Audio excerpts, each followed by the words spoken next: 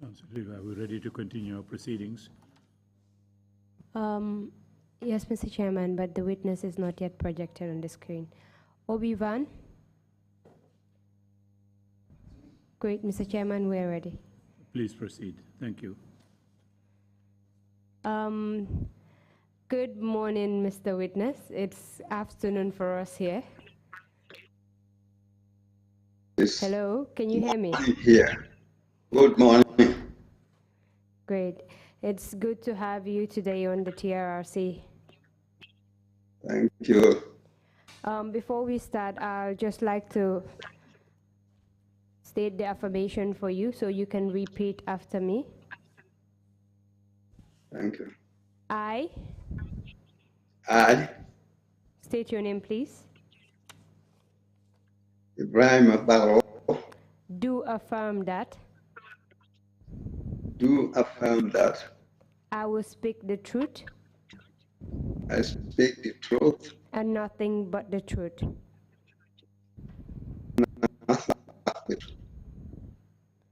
Thank you very much. Obi-Wan, we're still having a little bit of breakage from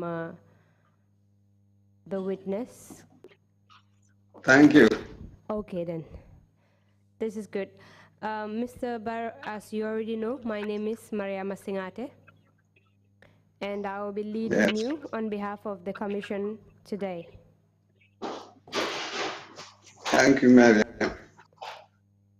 For today, your testimony, would like to discuss a little bit of your background. I will lead you in some of that discussion, and then we'll deal with your ordeal in 2000, your arrest and detention at the NIA, the torture meted out on you at the NIA, your transfer at Mile 2, your experience while you were at Mile 2 prisons, and we'll deal with the trial,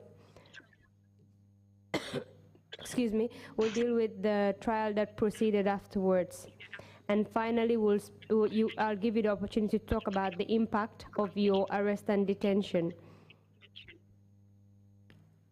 Do you understand, Mr. Barrow?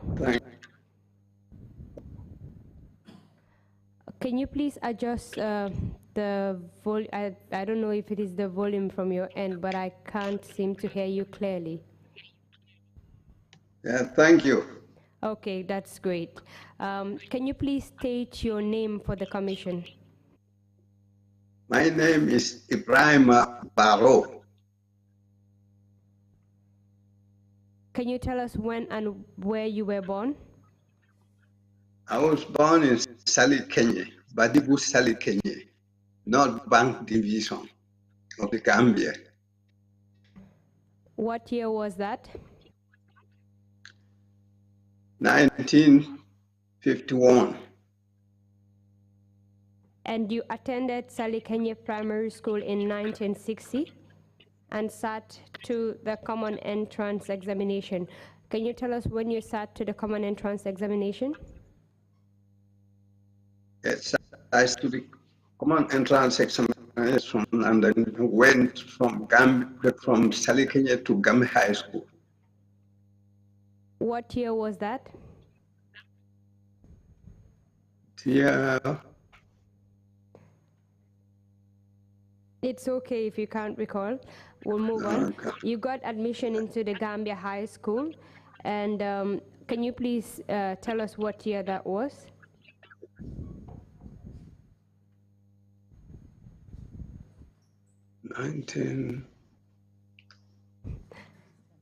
Right now, I can't remember that.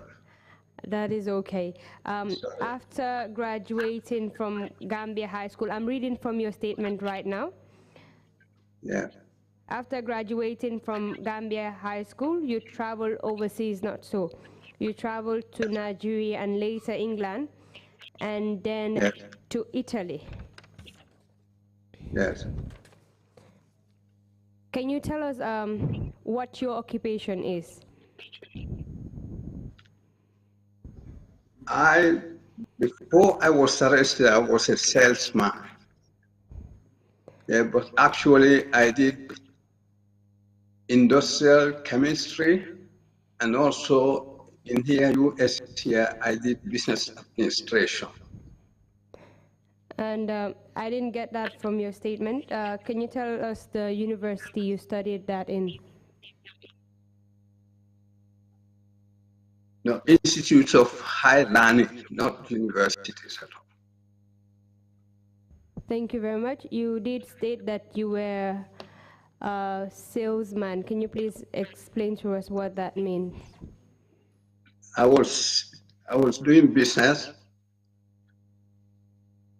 importing rice, sugar, cooking vegetable oil, tomato paste, tomato puree.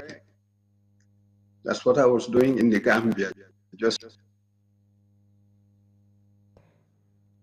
And can you tell us what year you started importing rice in the Gambia? That was when I came back from Europe. And before my arrest in the year 2000, I was in Gambia in I'm sorry, Mr. Barrow, can you please pause for a minute? The sound is not really clear, so I'm not getting you clearly. Yeah.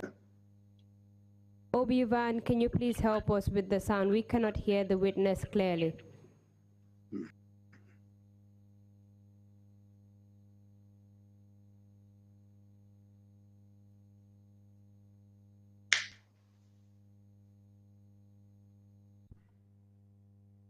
And Mr. Barrow, can you please adjust your position a little bit? We cannot see you clearly as well.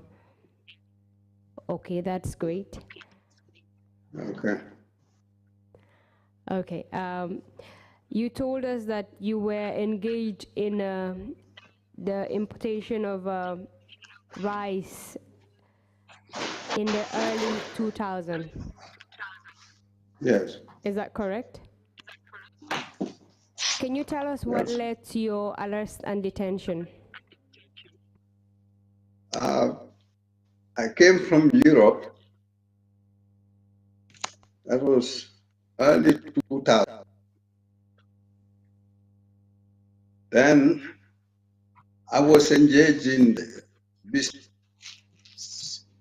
selling commodities, special commodities, rice, sugar, and other stuff. So what happened in June of 2000, I had noise, 22nd June 2000. I had noise on my door, not every day. So I couldn't just, what I did, I got up, I wanted to open the door, but my wife said, do you know who these people are? Or who is knocking on the door? I said, no, but I'm going to open the door. So I opened the door, I saw people, with their faces, but with masks. They were holding in their hands automatic weapons. And they had to take me away from my family that night. Outside the gate, they put me on a decent truck, pickup, white one, double cabin. And they put me in between two soldiers sitting behind in the rear, and then the truck started driving. According to my counting, in the middle of the night like that, there were 5 trucks, 5 pickup trucks. They took me all the way from Combosilla Drive to Westfield, and then we continued on Banjul Highway to NIA headquarters in Banjul, just next to the Ministry of Justice. Thank you very much, Mr. Barrow, for that explanation. I would just like to ask a few questions to clarify some issues. Can you tell us at what time of the day these people came to your house? They came between the hours of 2:30 a.m. and 3 o'clock. You mentioned that they were wearing masks. Yes. Can you tell us what kind of mask they were wearing? This were black clothes. They cover all their face and the head. And they were dressed in black as well, correct? That's what I recognize from them. Not military uniform, though. Not police uniform. Did they introduce themselves to you when they came to your house? They didn't do anything to me. They just took me by the hand and said, "Come and follow us." I said, "To where?" They said, "To Banjul." I said, what for?" They said, "You have to answer some questions." My wife wanted to intervene. She said, "But where are you taking him to?" One of the guys there, he had to push back into the house. I left with them. These men, were they carrying any weapons? They were weapons, and also at the back of the truck, there was a stockpile of weapons there, extra weapons. When they came barging into your home in the early hours of the morning, armed with guns and wearing masks, what came to your mind at that point? Well, I was confounded. I never knew what was going on because I was never arrested by any policeman, whether in the Gambia or abroad. I traveled all over Europe. I never had any confrontation with people who carry guns in their hands. So I was really shocked. You told us that your wife was there when they arrested you. Were there any other family members that were present? Yes, the children were there. And how did the children react to this situation, their father being arrested in the early hours of the morning by men in masks?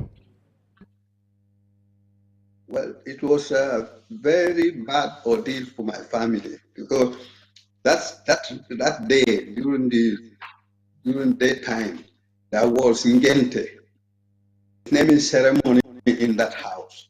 They still had the tent which was erected there, and children were very happy until time came for them to go to sleep. So in the morning, according to my wife, she said to me, everybody was crying, even our neighbors in the compound there. They were all shocked. Everybody was very sorry, and they never do. You mentioned that you counted 5 vehicles altogether, the vehicles that came to arrest you. Can you tell us what type of vehicles they were? They were all these Toyota pickups. But son, among the people there, not even one person, they said to me, even he was there, behind super bad. Can you please hold on a bit, Mr. Barrow? The sound sort of like faded while you were explaining. Okay. Can you please go back to your answer? I asked about the vehicles, what kind of vehicles they were. There were Toyota pickup trucks, 5 of them, the ones I counted. But some people told me later, when I was at the NIA, you know, I used to care. My apologies, Mr. Barrow. I have to stop you for a bit there because we're not getting a good feedback sound here. So I'll have to consult with the technicians to see how best we can resolve this situation. Just wait for a bit. Thank you. Yeah, thank you very much. Obi-Wan, can you please help us with the sound?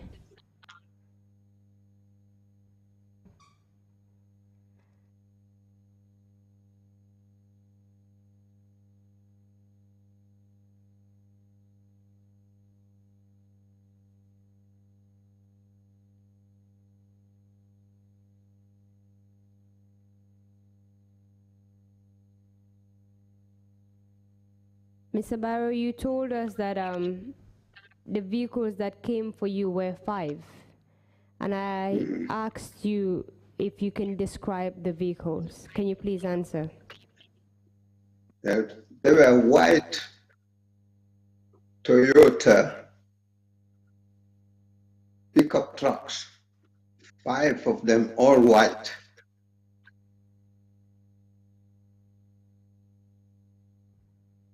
And during your journey to Banjul, did you have any conversation with the men that came to arrest you? Absolutely not. While you were in the vehicle, were you restrained in any way? Yes, the thing is, if I want to turn around left or right, just to see where we are going to recognize positions, the soldiers who squeeze me in their midst, they'll just say, stop this, stop turning your head around. That's what they would say to me, but I wouldn't like even a word. Can you tell us what was going through your mind while you were being driven from your house to Banjul? I was thinking that something would, like, shoot me or anyhow, because I never even thought that I was going to be snatched from my house and then taken to Banjul. So when I saw myself, in a vehicle straight to Banjul, I said maybe they're going to kill me on the beach and dump During me that there. time, where were you residing? 20 Combosilla Drive, Serekunda. And throughout your journey to Banjul, no one spoke to you or gave you an explanation as to why you were being arrested in that early hours of the morning? No. Can you tell us where in Banjul they took you?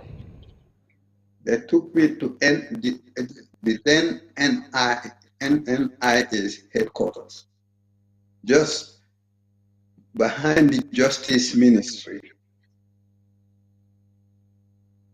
What happened when you arrived at the NIA? 5 vehicles, they got inside the compound. And then they took me by hand, asked me to come, pull me, get out of the truck.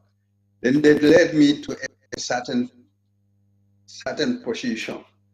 That was the interrogation section of the NIA. And there are 2 cells there. They opened the cells, entrance to the cells, and then pushed me inside one of the little cells. Yes, and later they stripped me off my clothing until my underpants, which remained. Mr. Barrow, if I may ask, do you have an earpiece with you? Actually, my children are upstairs, are the people who use those. We're trying to see if the sound will be a bit better if you have your earpiece on. I'm hearing you very clearly. Okay, now Okay. can you please sit like that while you speak? Now we can hear you clearly. Okay, thank you.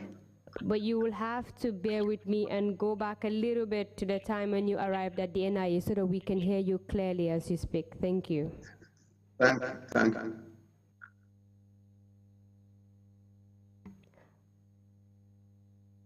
What happened when you arrived at the NIA? They had to strip me of my pants, of my trousers and shirt. So it's remained only my underpants. And so me into the cell and took my clothes there, threw at me. They stripped you of your clothes and left you with only your underwears on and put you in the cell. Thereafter, they threw your clothes at you, correct? Yes. Yes. Why do you think? And then later they locked the cell door. My apologies. Why do you think they removed your clothes and then after they threw it on you? Yeah, well, when they were arresting me, I was not carrying any knife, any gun, anything whatsoever. Weapon up. No weapon whatsoever. Getting to NIA, they did this thing not just to humiliate me.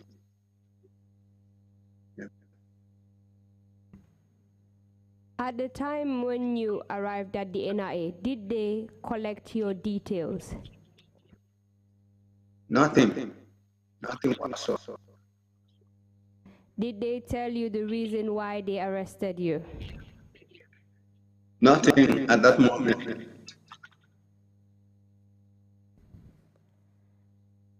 When you were placed in the cell, what happened? I was in the cell there all along. They brought another man, and afterwards they brought a white man, Portuguese origin. Yes. In that particular cell. In the other cell, there were people also.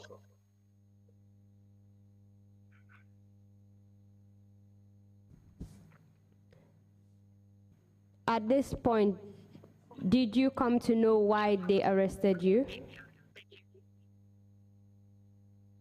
Not at all. I had to wait until the following day, on Friday. You said they arrested a white man and Yes. they brought him in. Do you know the name of this white man, or can you recall his name? Antonio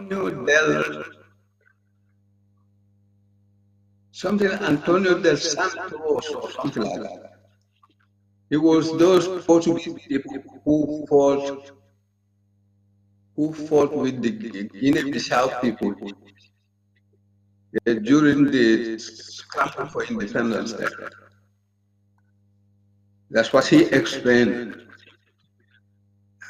But he became a citizen of Guinea-Bissau later.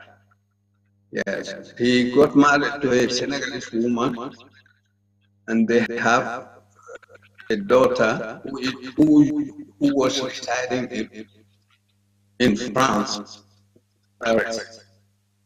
That's what he explained to me. So the first day He became a Muslim. My He apologies became for that. a Muslim.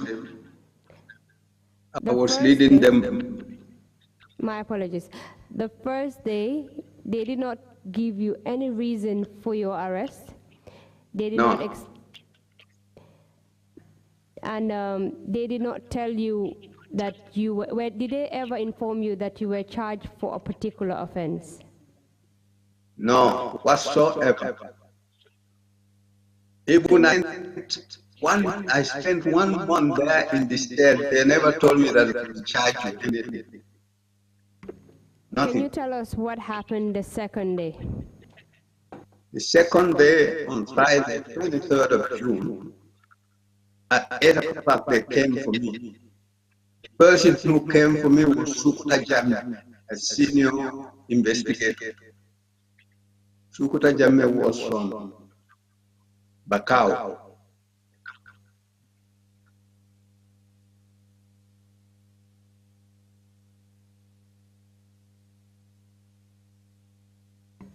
You said the person that came for you was Sukuta Jammeh. Yes. And he hails from Bakau. Yes. Can you tell us what happened afterwards? He took me from the cell where I was. He walked me through the corridors. And then we got to the back of the complex, where there was a big room with a long table. They gave me a seat where I was seated, facing a sort of a panel investigators or interrogators. Sukuta Jammeh took you from your cell and walked you into the interrogation room where you were made to face a panel. Yes. Can you recall the composition of this panel? The panel,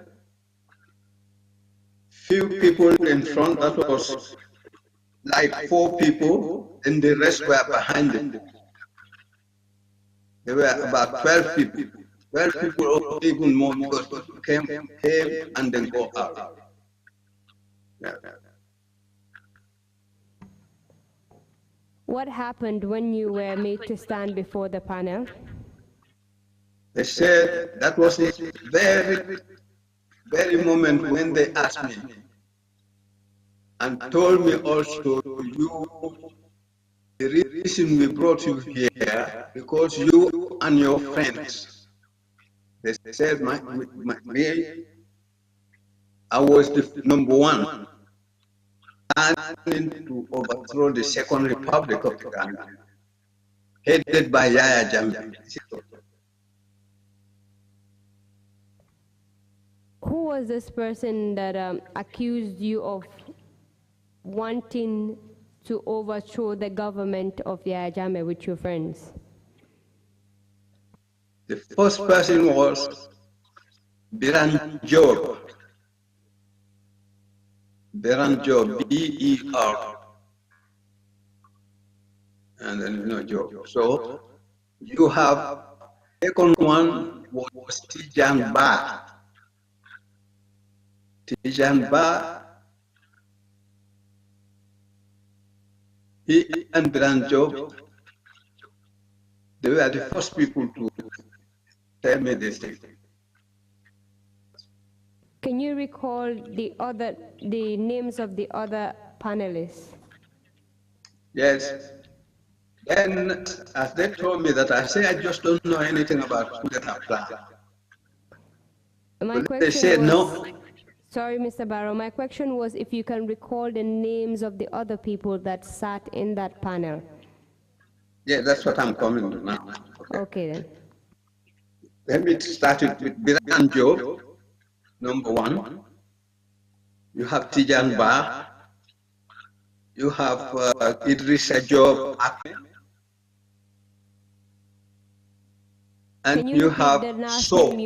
Sorry, can you repeat the last name you mentioned before So?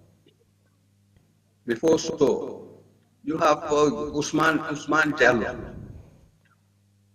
You got that? And can you recall the name of this So? The first name, sorry. So Usman So.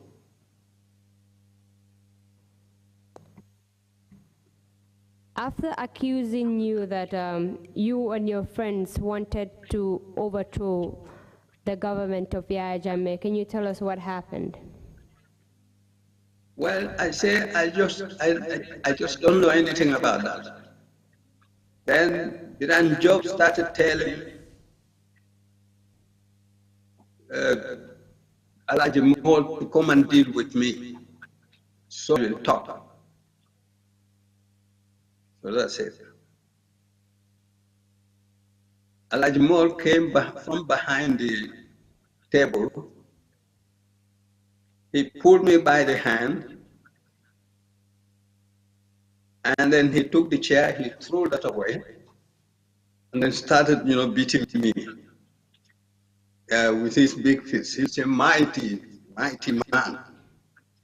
Yeah, very heavy set man, a typical man. So that's what he started kicking me with his big boots. But I was not afraid of him. Because if it were in that thing, I would have just paid back. Because they had guns and everything, so I couldn't resist. Yeah. Earlier in your evidence, you mentioned that they stripped you off your clothes and then threw it back at you when you entered the cell. When you were going before the panel, were you with your clothes on? Yes, my clothes were on, and as soon as we arrived in that big room, the interrogation room, and the whole thing changed into a scenario. Alaj Moore asked me to take my clothes off. I was not very, very happy with that. So he had to intervene. He helped me to take them out. My shirt, my trousers, and my underpants. I wanted to leave that on me. He said no. He pulled it and then he tore it apart. Yes. You mentioned that they asked you to take your clothes off. And as you were taking it off, Alaji Moore was not happy with that, so he came and then he tore everything off your body, and he also asked you to remove your underpants. Is that correct? Yes, he did that. And then later he took my genitals, tried to, pull me around, just like a show or something like that. Yeah, just look at Gambia, how Gambia is. A little boy cannot, do anything bad to an elderly person. We are not brought up in that environment. Even Alaj Moore's father, his own father, I know him. He was a bicycle going around Banjul, but he never touched anybody, as I knew. A young man like him, I'm quite older than him. How could he just take his fist, beat me up?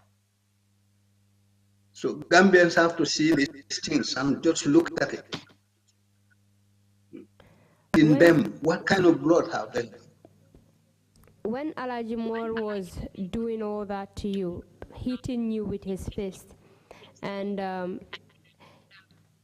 you taking his hand and pulling your private area, did any of the other panelists do anything at that point to stop him from doing what he was doing?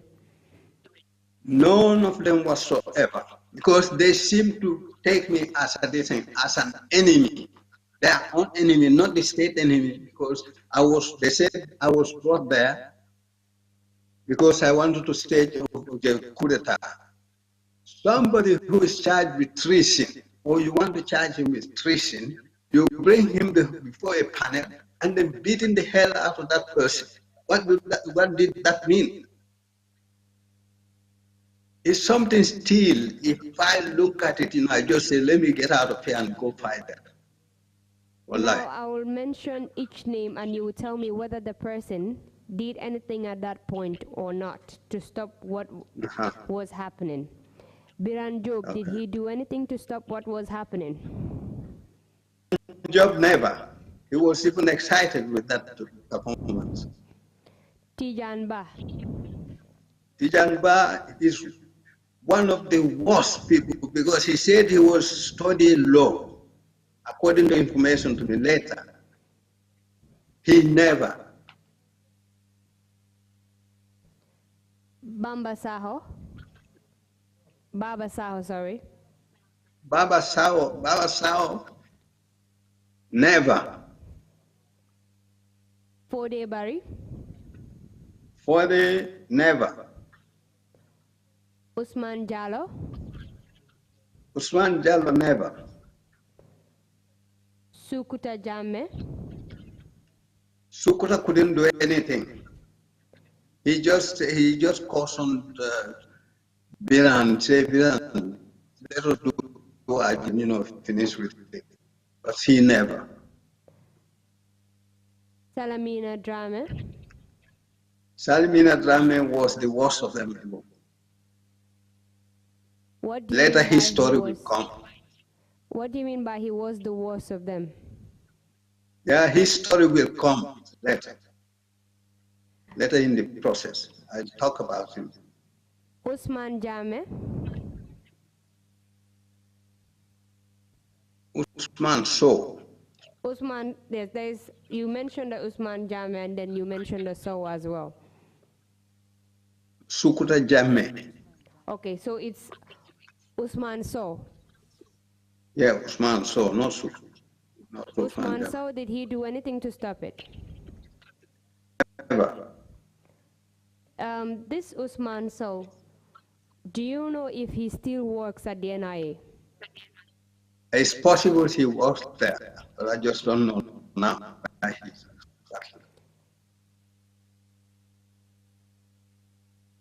Can you tell us what else Alaji Moore did to you apart from hitting you with his fist and pulling your genitals?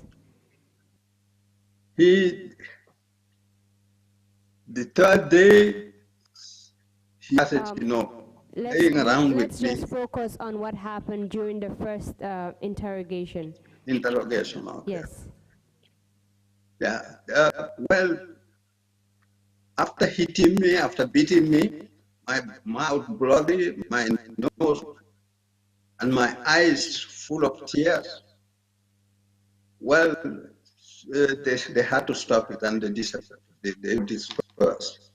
So Sukuta took me back to my cell. My cell, my mouth was full of broken teeth, particles. So those particles I was able to gather and then my pocket. So as a result of the beating and the stomping from Alaji Moore, you had a broken teeth, not so? Yeah. Mr. Barrow, can you please confirm Yes. that? Yes. And what other injuries did you have on your body? Later in the interrogation, they had to question all my decent buttocks with cigarette.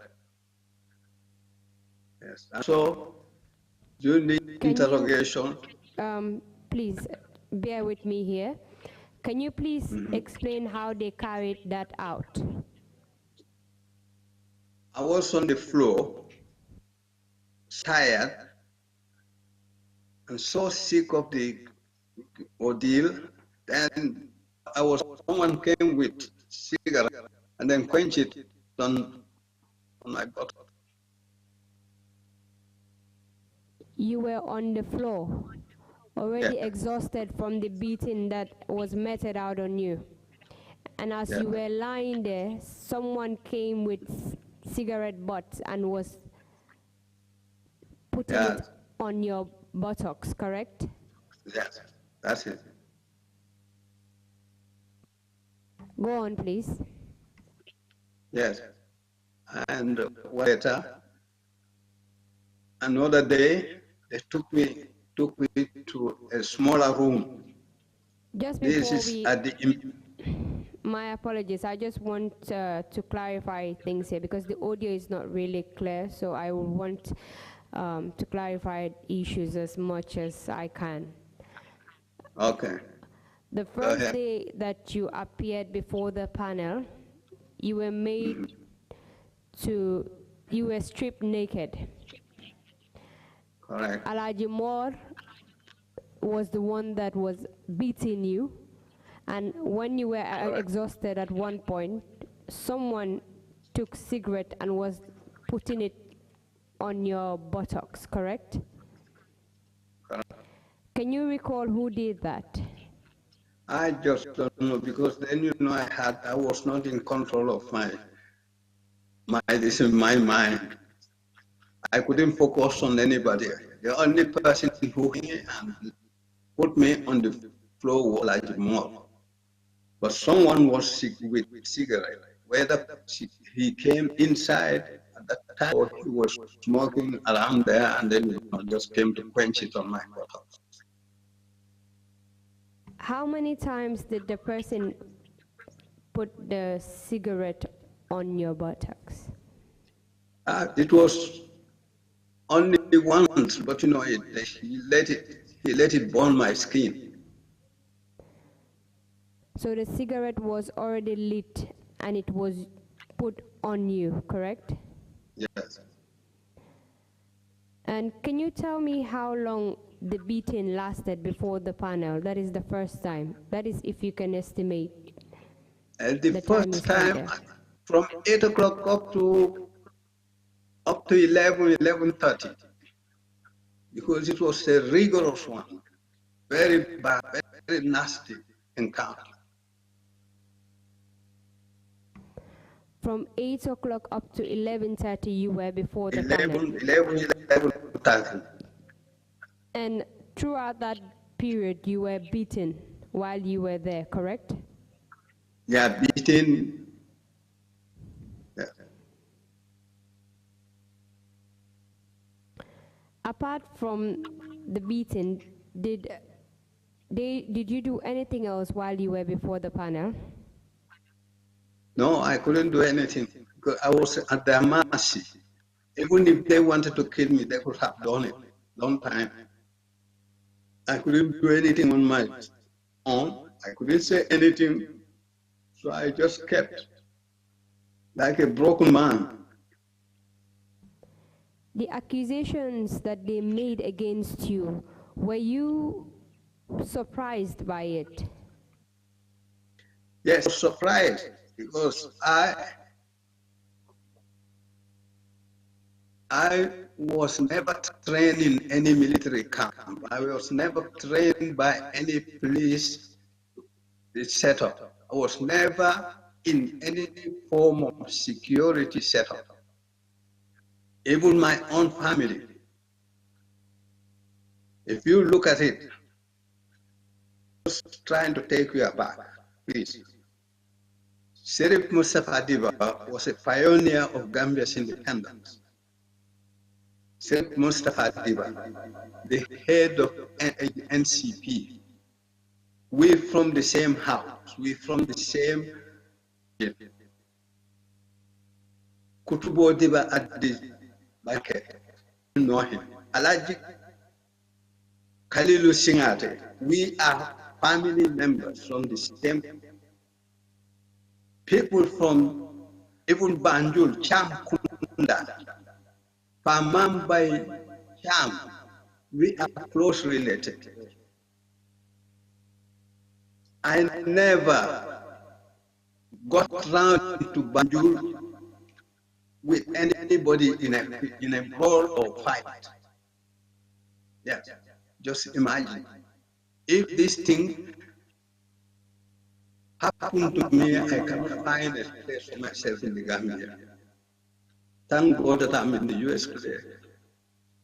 Yes, I'm a US citizen, carry US passport.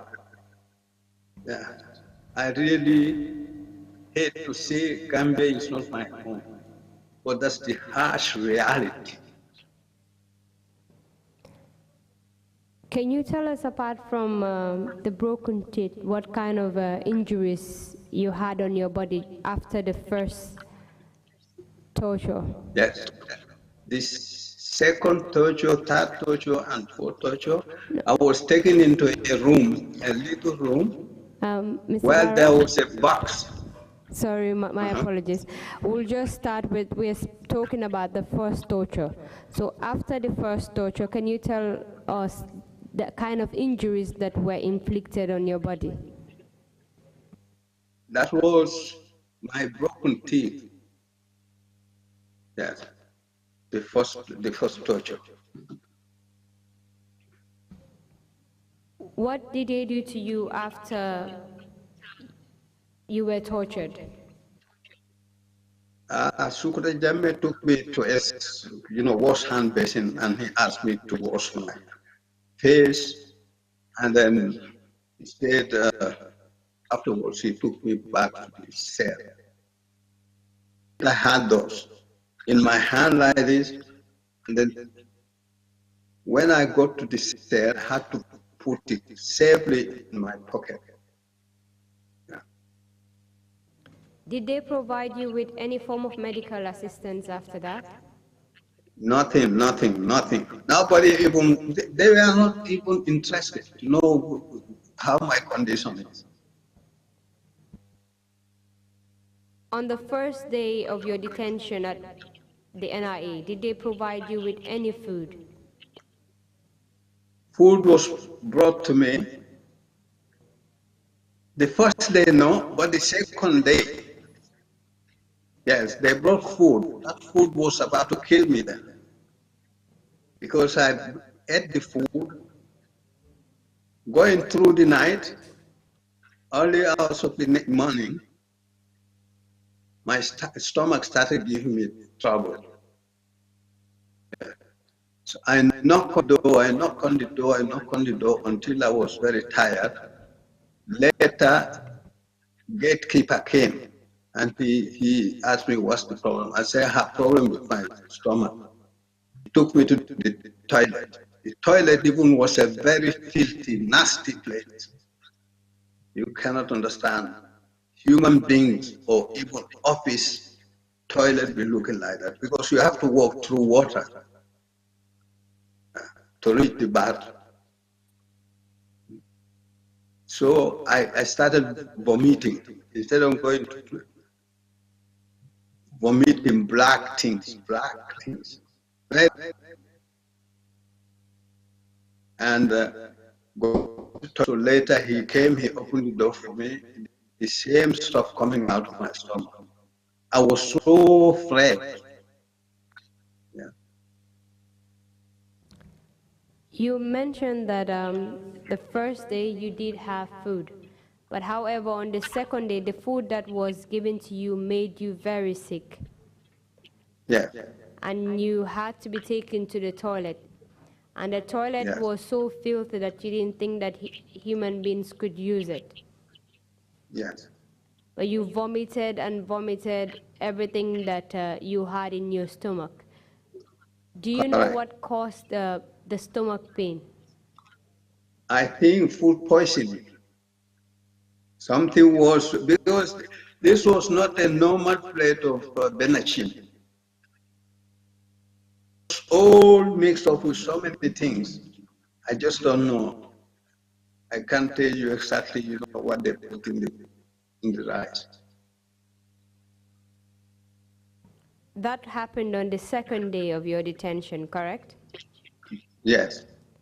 On that second day, were you taken before the panel? Yes, I was taken in front Can of you the tell us panel. what happened when you were taken before the panel? This Irista Joe came again. That is Alaji Moore, the same Alaji Moore. He came, he wanted me to strip my clothing, and that's what happened. And he started, do you agree or not? Do you agree or not? I say, what? What they say, I had to corroborate it. That's what they're after. Because this is a cooked thing. It's cooked.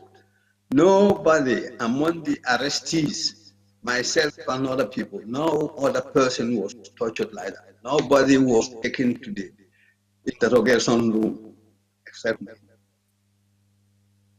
So I later came to find out that it was a cooked thing. And maybe in the process, I'll come to that point also. So on the second day, you were taken before the panel and Alaji Moore asked you to strip again. Yes. Correct? Correct. And this time around, did they ask you to strip all your clothes off? They asked me to do the same thing. But my underpants was broken. I had it on just for evidence case because I was thinking of, something's going to come out of this thing. And that's what happened. Underpants was one of the determining factors of my freedom. So in this second instance, your underpant was already torn and they still asked you to remove it, correct? Yes. Yes. And did they torture you? Yes. Can you tell us how they tortured you? More had to take my one hand like this and the second, put them together, and then, he was turning around with me, and then just give me a kick on the legs. And when I fell down, he would pick me up again. Yes, giving me kicks on my buttocks again, not my side. I was very lucky. I never got anything from him. So this time around, Alaji Moore held both your hands and was swinging you around and kicking you. When you fell, he would pick you up and then repeat the same process again and kick you, correct? Correct. What else did he do to you? He later had to, pick my private part again, try to toy with it, as if it's a this thing, baby toy or something like that. And the rest were smiling.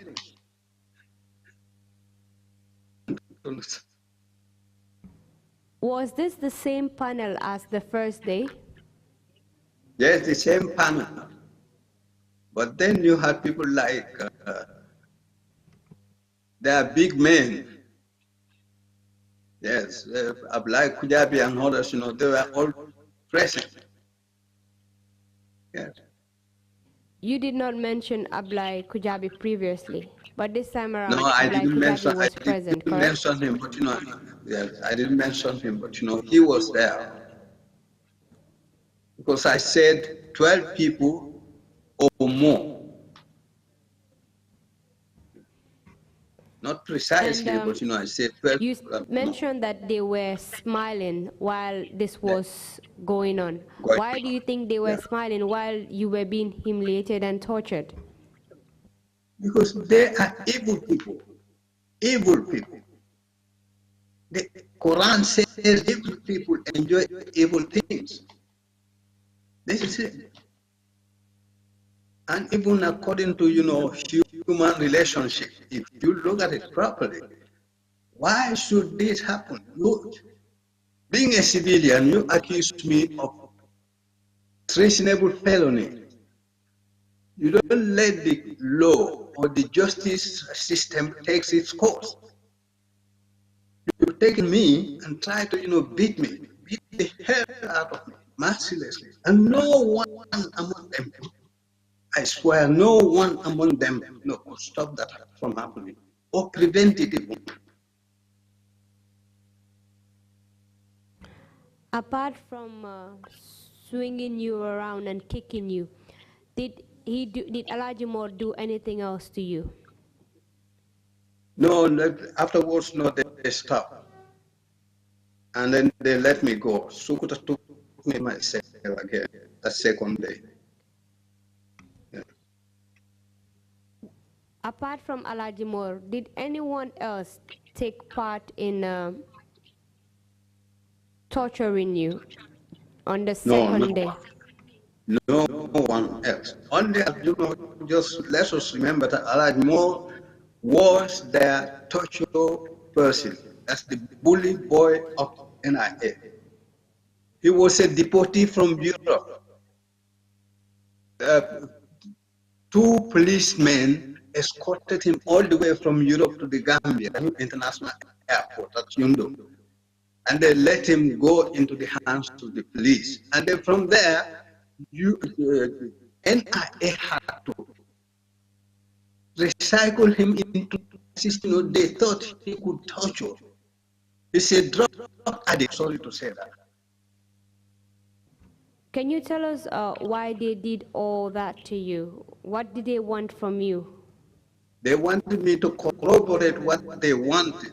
That was, they said, do I know, did I know Lieutenant Lalo Jete or Lieutenant Omar Dago? Lieutenant Lalo Jete was the ADC of Yaya Jammeh, the then president. Lalo Jete's friend was Omar Dago. They were both in the army. I never met these people. I don't know them. How could I just join those people, being a civilian for that matter, try to plan a coup with them? So they wanted you to implicate Yes. Lieutenant Lamin Jete and Omar Dabo. Lalo Jete. Lalo Jete. Yes, Lalo. That was the reason why they were torturing you, correct? They said they wanted me to join them. That was to corroborate what they were saying. Any day that they brought me into that interrogation room, they said, "Do you agree?" So they wanted you to join them in fabricating evidence against Lalo Jete and Omar Dabo in a coup. Correct? Yes. Can you tell us what happened after they interrogated you on the second day? They let me go back to the same old place, same cell, led Sukuta Jammeh. Yeah.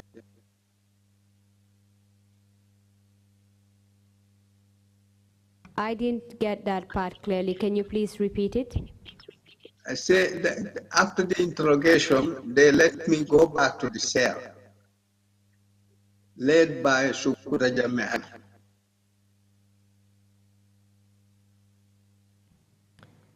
They let you go back into the cell? Yes. After that, did they do anything to you that whole day? No, it was in the night, not in the morning. Yeah. At what time of the night was this? 8 o'clock p.m. Can you tell us what happened to you on the next day? The next day, too, I was taken to the same old place, and Alajimol came as the bully boy. He hit me just few blows, started himself, and then let me go back into the cell. You referred to Alaji Moore as the bully boy of NIA, correct? Yes, yeah. And you mentioned that Alaji Moore beat you up again on the third day. Yeah. And after the beating, they let you go back into the cell, correct? Yes. Apart from these beatings, that was administered to you, did they do anything else to you? Yes. Can The you please tell following us day, what they did? the following day was during the day, in the morning, they took me out of the cell. You see, let me be clear. All these days, in the morning, they don't give me any food. In the afternoon, they don't give me any food. They will give me food between 5 and 6 o'clock in the evening. Sorry, let me And clarify that's that. You just, said all these days they don't give you food in the mornings yeah. and they don't give you food in the afternoon. They only give you No, food between 5 and 6 o'clock, correct? 6 o'clock. Yes, just little plate like that. Yeah. Go on, please. Yeah. Yeah, but the fourth day of the torture, early in the morning, like after 8 o'clock, they took me to the not interrogation room, but investigation section. There's a little room there.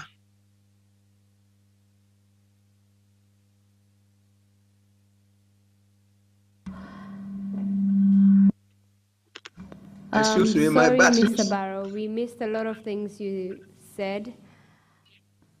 Yes, my battery is getting. Can I plug it? Plug the device?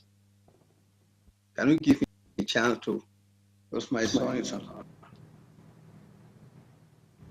It's indicating that the battery is running low. Mariam, We can give can I you plug about it? 2 minutes to just get your son to help you set up properly.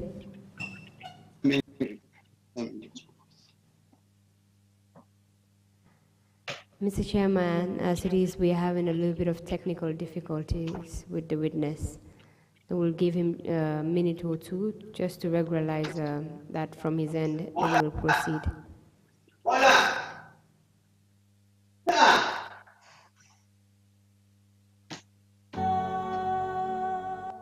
It's coming.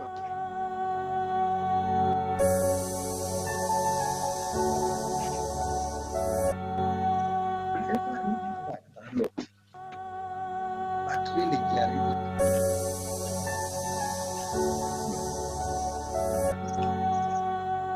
when you like,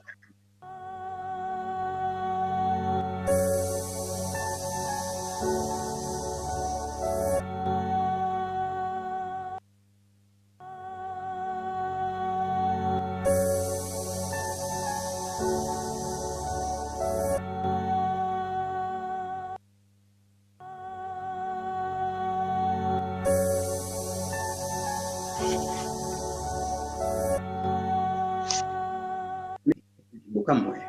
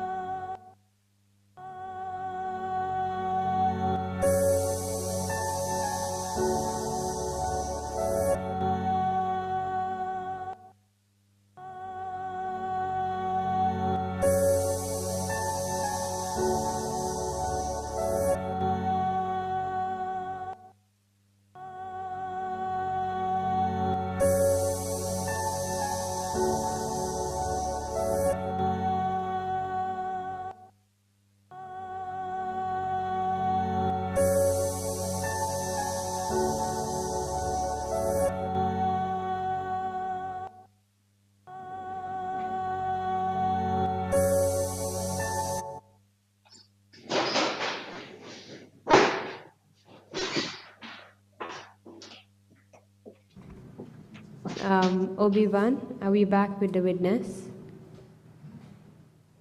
Yes.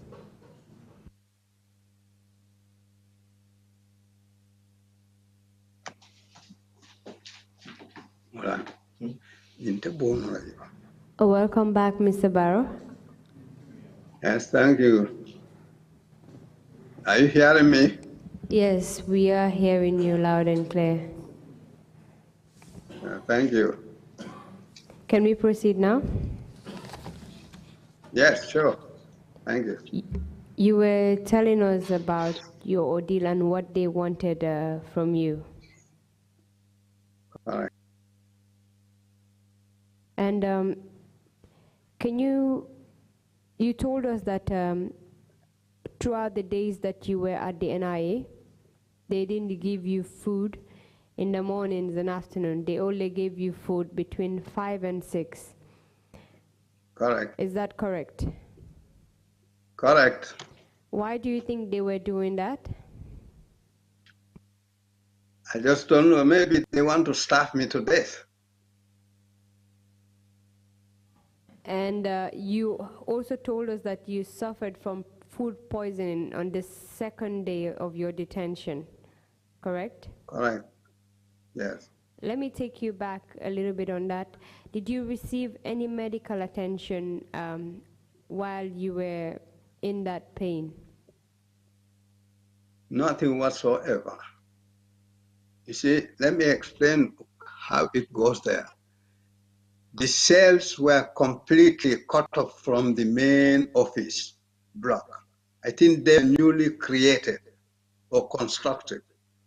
So in those cells, you could be there, you see nothing. You see nobody coming or going out. So it's really, really a big problem to explain yourself to somebody that you see passing by or so through the door also. It was a sort of so that medicine and other things, or going to see the doctor, because it's a sort of concealment. They conceal the dirty things they are doing people. You cannot. They don't even care about what happens to you. Because let me tell you, also I found a big box just by the cell there with clothing covered with blood, dry blood on them. So I mean, that place is not, it's doctors. Don't give you any medical attention. When you saw that clothing in your cell covered with dry blood, what came to your mind? I said those people were tortured, or some, because stockpile of clothes in a big carton, a big box like that, just like a box that contains a refrigerator or something bigger, full of clothes, all with stained clothing. I saw that with my eyes.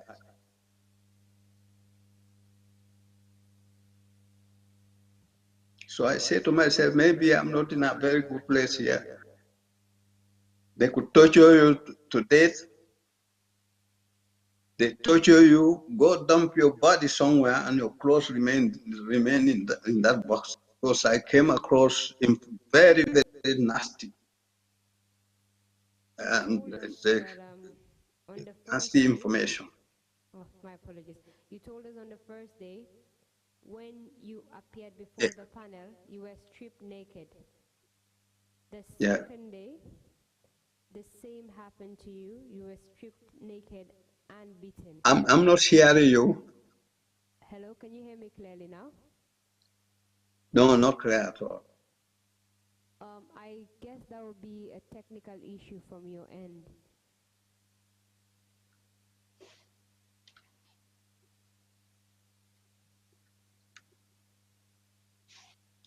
I don't know. Obi-Wan, can you please help us with that? Yeah, it has gone down.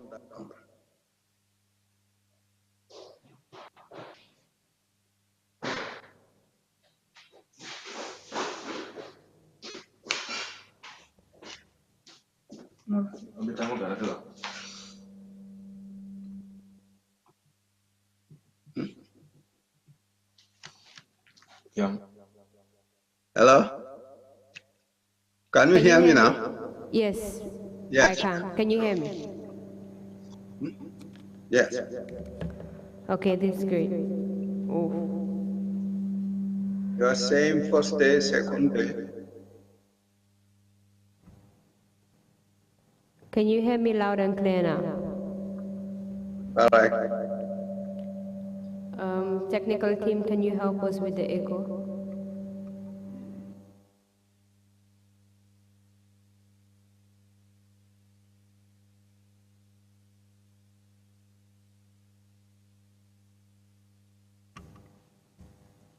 Okay.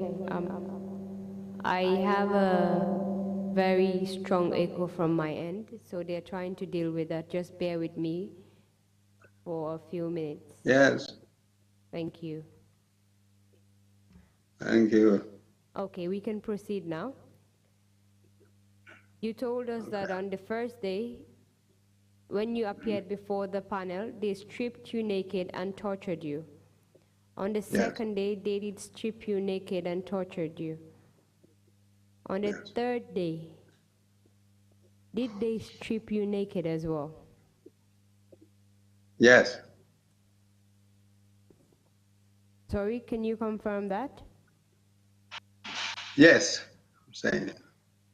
And Correct. you were telling us about another form of torture that was meted on you before we had a little bit of technical issues. Can you please explain that to us? Yes, at the investigation section, there is an extreme of the office, just at the extreme end of it. Inside, when you enter, on your left, that's the officer's desk. In front of him at the corner, there is a box, metal box. Or I don't know whether it was all metal, but you know, the frontal part was metal. And you sit down, you face the officer, whilst your back will be to the box. So I was brought before that officer. I don't know the name of the officer, but so he started asking me my name, all that. I don't know what he was looking for. But he never wanted me to wear my shirt. So I took that off. It was on my lap here, like that. And there was a gentleman who came in. I could see him.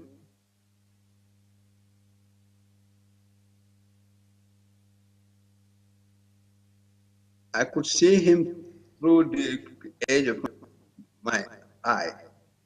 He picked a piece of cake and then touched my shoulder with it. That was the end of me. I couldn't understand where I was. I fell down on the ground or on the floor. The time I woke up, I never saw anybody around me. So that's what happened. That's another form of torture they had at that particular moment in the NIA. You mentioned that when you entered the room, you saw a small box. Can you describe this box to us? The box, just like a normal box, a little refrigerator, just almost a little one, or box, whatever. That worked, and it was plugged into the socket of the electricity. And you mentioned that someone came from behind and touched you with something on your shoulders and you collapsed. Yes. Can you tell us what you think that was, that the person used to touch you with, that made you collapse? Yeah, that machine, I later came to understand that it was another form of torture by electricity. Can you repeat what you said, please? And it's another form of torture machine or torture equipment. The box that you saw in the room was a torture machine, correct? Yeah. And you mentioned that is torture by electricity, that is electric shock, Electricity, correct? yes. Yes. That was also placed on your body. Yes, on my body. My Can you- neck, from my head up to my hip, because I was not wearing my shirt. Sorry, can you repeat what you said again? I said, they asked me to take off my shirt. When I took it off, as soon as I entered the room, so I put my shirt on my laps, my legs. So as I was talking with the officer in front of me, and the other man came behind, he picked a cable and struck it on my shoulder. That was the end of me. I couldn't just understand where I was. Was almost unconscious.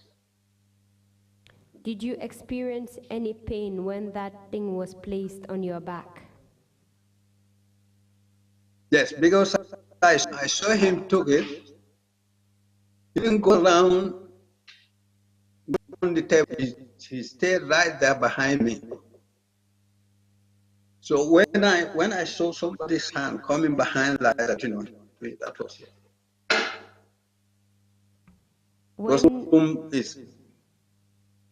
When the thing was placed on your back, did you feel any pain? Yes, I feel from my toes up to my all mixed up. So from your toes to your head, you felt pain throughout when that thing was placed on your back, correct? Yes. And you said you nearly collapsed, or did you even collapse? Yes, I collapsed because I fell down on the ground. That was much heavier than a blow. For how long did you remain in that state? Couple of hours, because that was little after 8 o'clock in the morning. So it took me almost 11 o'clock in the morning. So from 8 to 11, you were in that room? Yes. Yeah. And after you regained consciousness, what happened?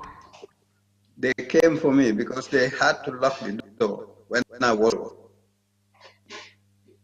They came for me and they said to me, put your clothes on. Then from there, they took me to the cell where I was inside. Because the cell was not far from that particular office. You also mentioned that you were having a conversation with the other guy while in the interrogation room before another one came and placed the thing that made you collapse on your back. Can you tell us what kind of conversation you were having with that other guy? No, I thought he was going to ask me, something very important, but he was asking me, what's your name? Where were you born? How old are you? And those, just his time because they plan something. Yeah.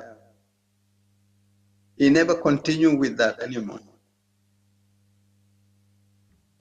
And after they took you to your cell? Yes. Can you please describe the cell that you were placed in while you were at mile 2? Mile 2 was just like a 5-star hotel. After leaving NIA cell, Mile 2 was like a 5-star hotel. My apologies. I said, can you please describe this? I meant the cell that you were placed in at the NIA.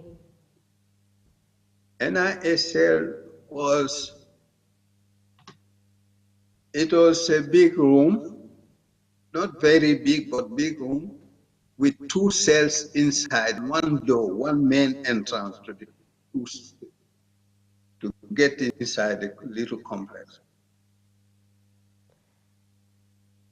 In that room, did you have any mattress or bedding to lie on? Nothing whatsoever. That big box inside, it was having stained clothing inside. I had to tear one top side of it.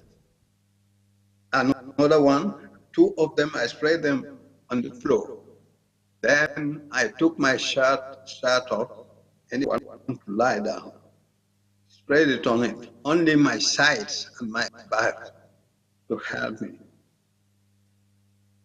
How hot that place was, and mosquitoes, uncompromising attitude of mosquitoes. Banjul beach side, very. So mosquitoes were constantly feasting on you? Mosquitoes both day and night. There is no time that you don't see them.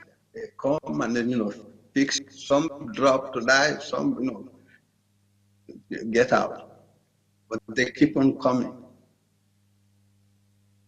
Did they provide you with any mosquito net or mosquito coil to help you fend off the mosquitoes? They are not interested in that. You see, it's a place of evil, and evil people work in there.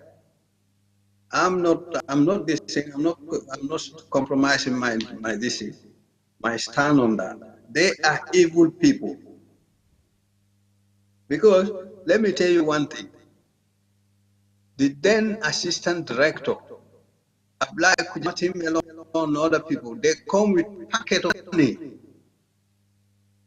money, Gambian dollars, in packets like that. They will take one, and then give it to one officer, investigate another officer. I saw that with my eyes.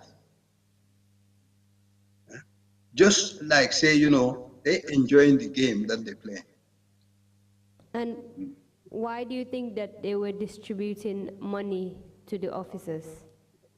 Yeah, because they were doing according to what they want from them. And do you think that the monies that they were giving to them was a reward for the inhumane acts that they were meting on the detainees? Yeah, the evil people, they connive. When they connive, they get their reward somehow in that manner. Who was the DG, the Director General, at the time of your detention? That was Cisse. Is it, Cisse or who? Cisse from Brikama. And who was the Deputy Director? Deputy Director was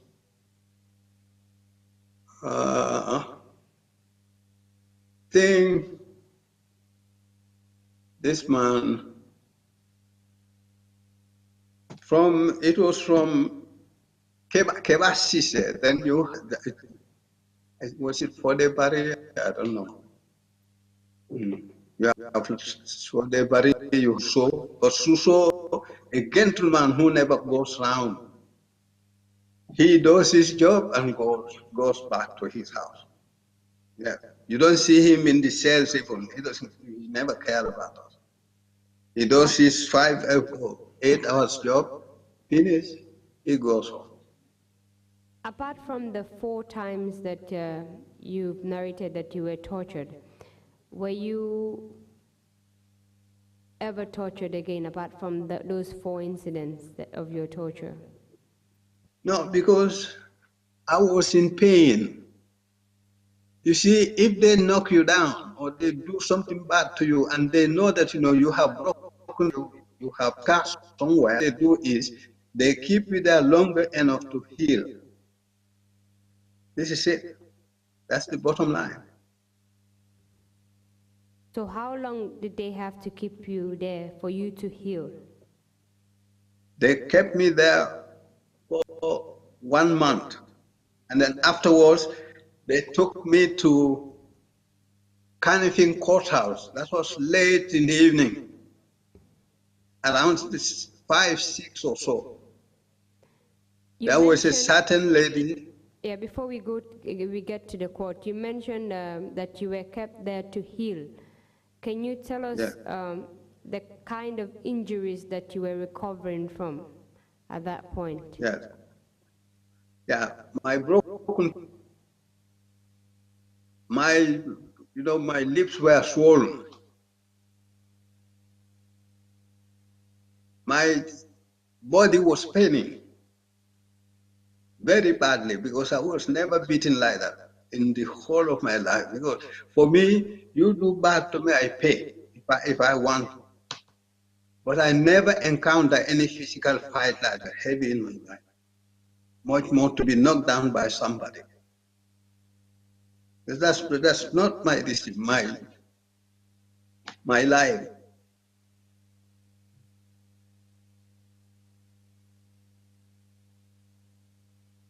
And you told us that you were taken to court at around 5 p.m. Yes. On a Friday. As far as you know, 5 p.m., was it within the working hours of the Gambia? Not at all. It was even after Friday prayers. In the Gambia, after Friday prayers, there is no office open. Maybe you go to the ports authority because those people maritime and so on. I mean, I never saw it happening anywhere in the Gambia. And they took you to the court after working hours? Yes. Do you know who the magistrate was at that time? Magistrate, I can't remember her name anymore, but she lives in the new town, Bakau. Yes. A little, small bit built lady, very fair in complexion. What happened when they took you before the court? We were seated on the floor. And then they came with this lady in front of us without any paper for us to sign, without anything. He said, okay, you'll be remanded at my 2 central prison. That's all. The deal was done. At the time when you were arraigned before the magistrate, did you provide any statement to the NIA? They never, no. NIA wanted to take my statement and they started beating me. They stopped everything. Yeah, it was Biran Job who was responsible for that. Sorry, I didn't hear that part. Can you please repeat it? I said my statement was about to be taken. Or even Biran Job started taking my statement. But when Idrissa Job,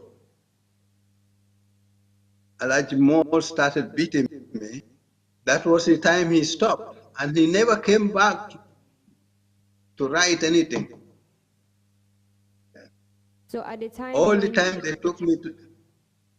My apologies. At the time when you were taken before the magistrate, you did not provide any statement, and as far as you could recall, you were not charged with any offense at the NIA?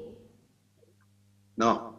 You were just taken before the magistrate and arraigned? Yes. Were you arraigned exactly on any charges, sorry? No charges were mentioned to me personally. No charges were mentioned to me. They said They said coup d'etat people, coup d'etat people. Even before they took us to Milton, the gallows area was clean. So they were expected to execute.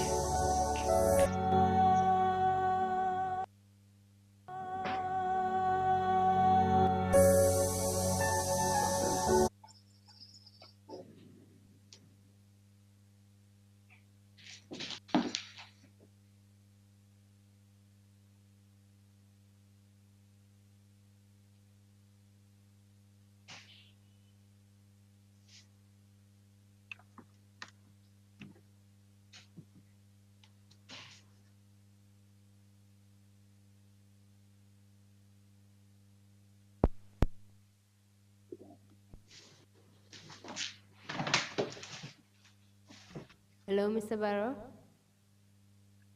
Yes. Wait, my apologies again for the poor network we're experiencing right now. And thank you very much for being very patient with us. Yeah, thank you. You were just telling us about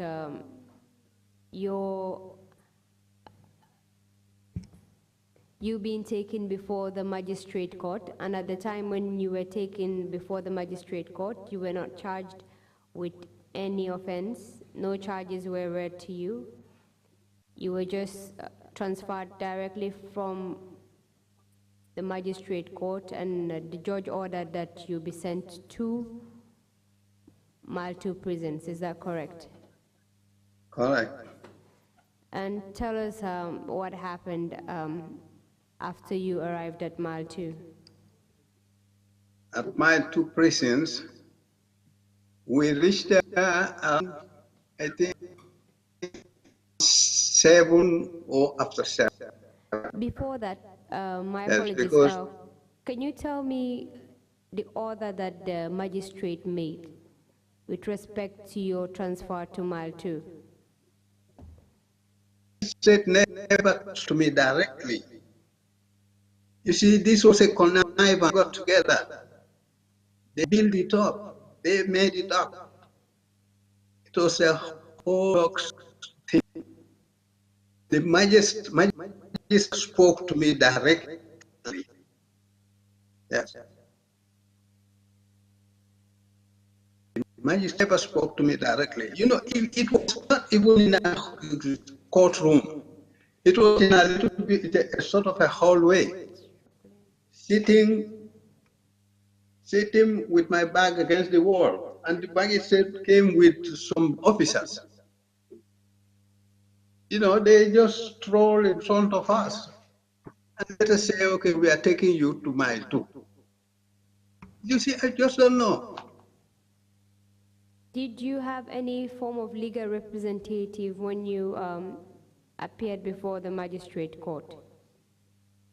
No, no, they did not even let anybody know that we were taken to my court. They never did it. I had my attorney. My attorney even never I was placed. I was for the past 1 month. Never knew it. So no one knew that you were being taken to the magistrate court. As such, you didn't have any lawyer with you to represent you at the magistrate court. Is that correct? No, I had a lawyer. I mean, the time you were taken before the magistrate court, the first time. Yeah, no lawyer came to represent me there. Because the thing is, we were given chance to see any in. Did you state that you did not have the chance to see any visitor? Because I didn't hear you clearly enough.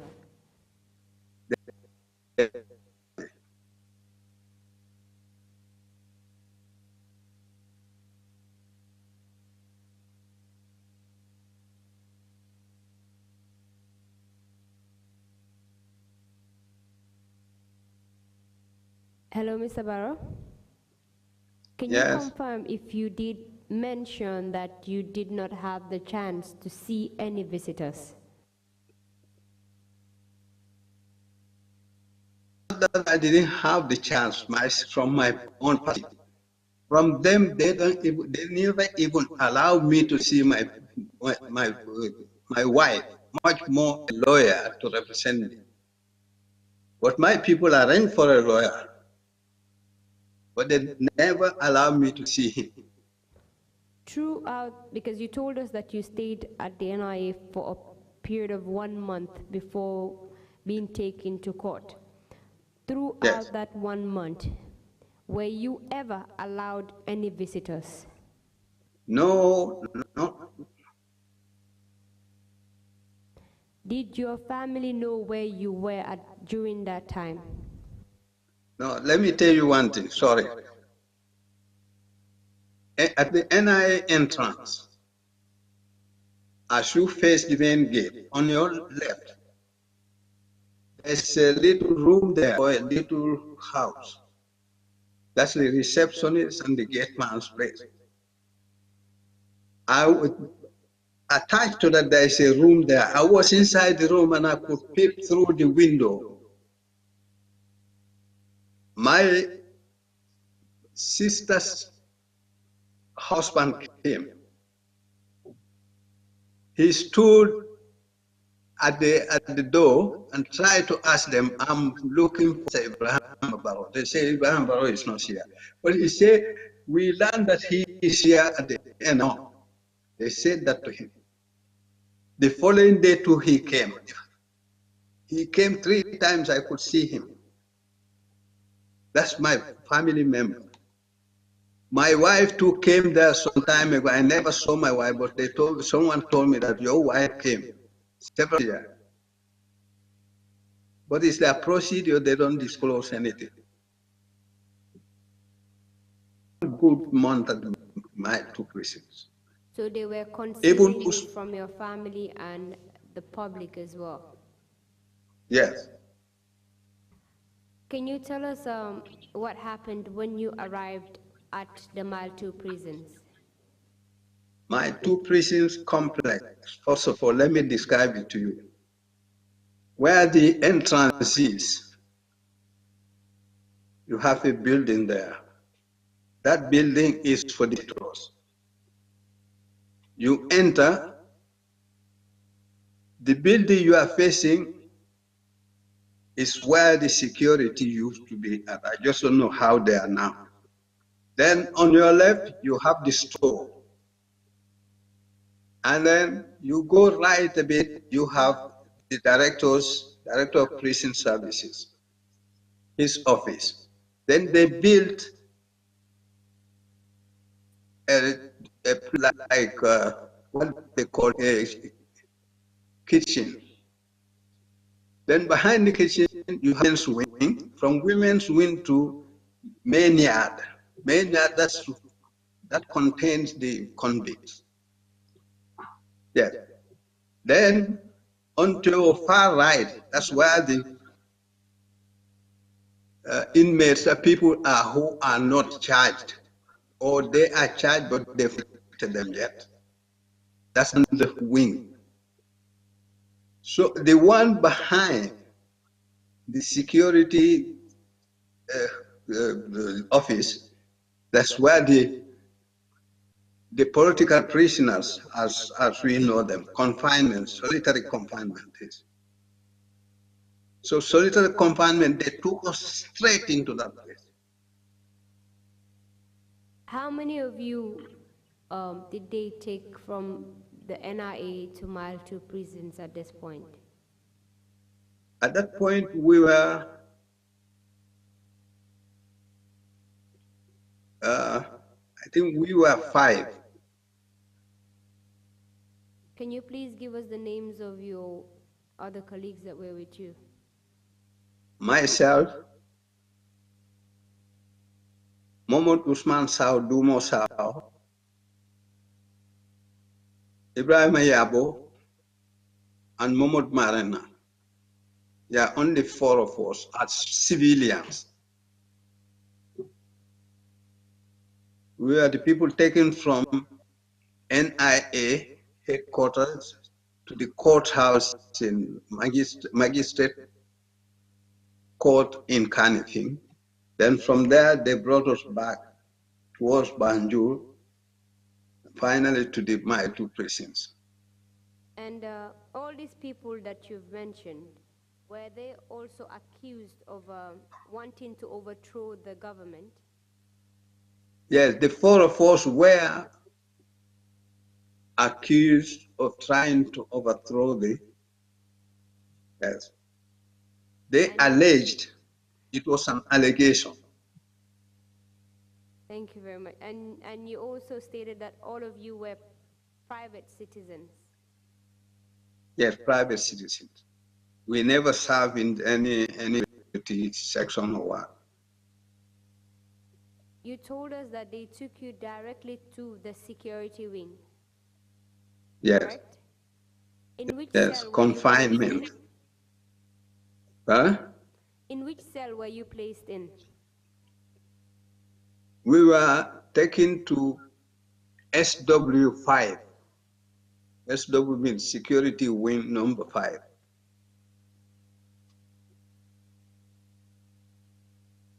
And my own number, the cell number was 69.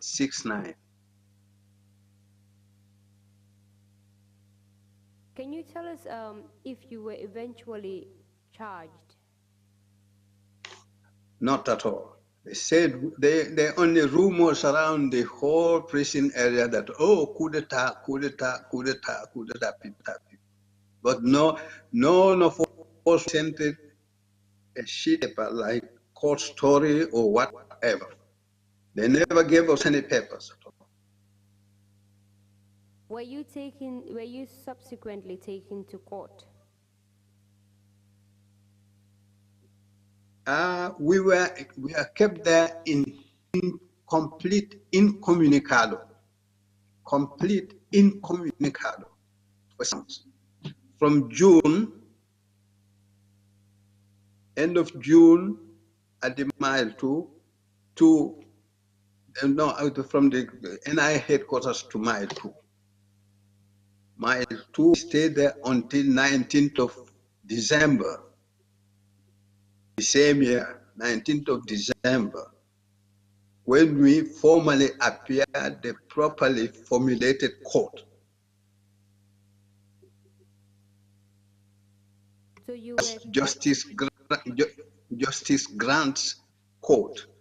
You were kept incommunicado at the Mile 2 prison security wing from June to December, correct? Correct, yes. That's about 5 months. Yes. 6 thereabout. 6. 6 months you were kept incommunicado. You were not allowed Yes. any visitors. No visitors whatsoever. Were you ever allowed to go out and walk around the prisons? That is from yourself. Oh, that was that would have been a very good chance for us. The best chance we had was because we were in that limbotic situation at the NIA headquarters. So they transferred us. It was like moving from a locally based hotel to 5-star hotel. That's quite ironic, from a local hotel to a 5-star hotel. Yes, we enjoyed because we could wash ourselves in the morning. We had some form of breakfast. Yes, lunch is prepared in the main yard for us, and the dinner is prepared for us. So you could eat. That's the only best part of the prisons, my too. So you're suggesting that the conditions of your detention at the Mile 2 prisons were far better than the conditions you endured while at the NIA? Yes, 1,000%. And this is because you were at least given food while you were at the Mile 2 prisons. Yes, and also you have access to medication. There was this man, a nurse, who was responsible of the clinic there. He's from, I think, Sane, Bakar Sane, also from Lame. He used to go around with medicine. Whoever needed medicine, he just give it to you. That was the Mile 2 prisons. When you were... With broken all that, I was able to get some pain proofing. You were eventually able to get pain relief medication that you needed. Yeah. When you were at the Mile 2 prisons, were you at any point tortured? No, no one, not at any minute. Because everybody respected me there, especially the prison warden, the prison police. They respected me. Yes. Can you tell us about your court case? You mentioned that you were taken to court on the 19th of December. Yeah. Yes. Tell us what happened. We were taken from Mile 2 prison by the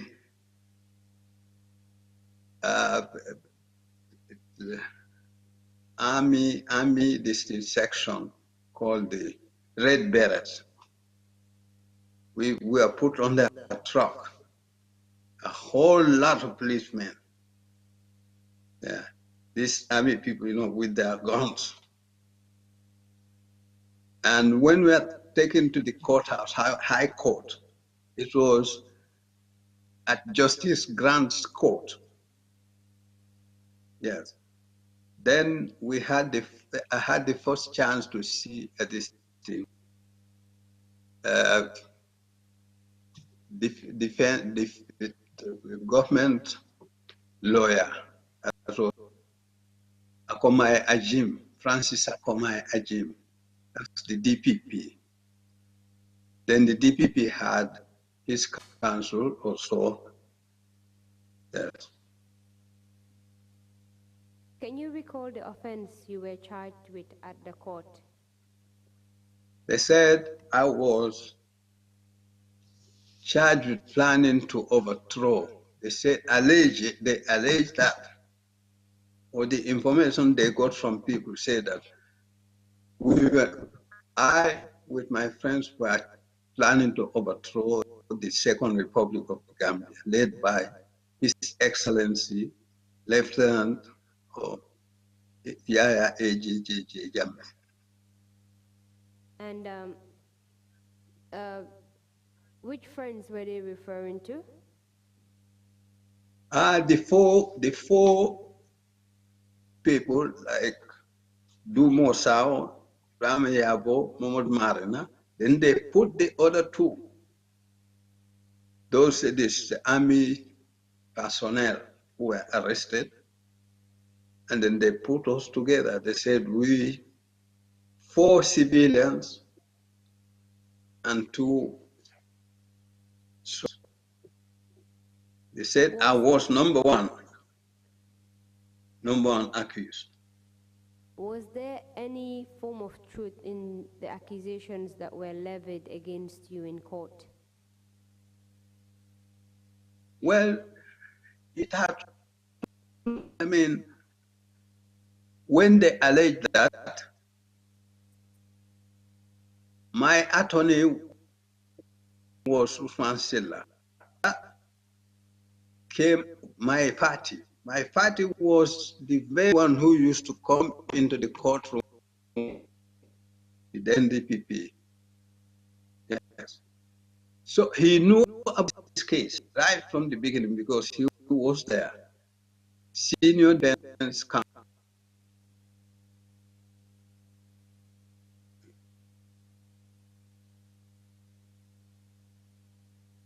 Can you tell us what the outcome of this case was at the end of the day?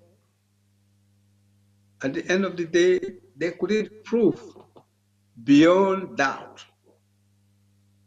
Because when my party came to meet me at the mile 2, he said, Mr. Barrow, I am your representative. I'm going to represent you. I couldn't imagine. But I was a bit relieved because he knew my case very well. So we talked, and then he came back, we talked, and then now he told me what I'm going to introduce trial within trial. Because he said you were tortured, you were accused of a felony which you know that was one of the most serious felonies in the country. Unless and until you are able to prove beyond reasonable doubt, then you be convicted. And if you be killed by the state. But now these people is all baseless. It's all baseless. There's no truth behind it. So I'm going to take you out of here.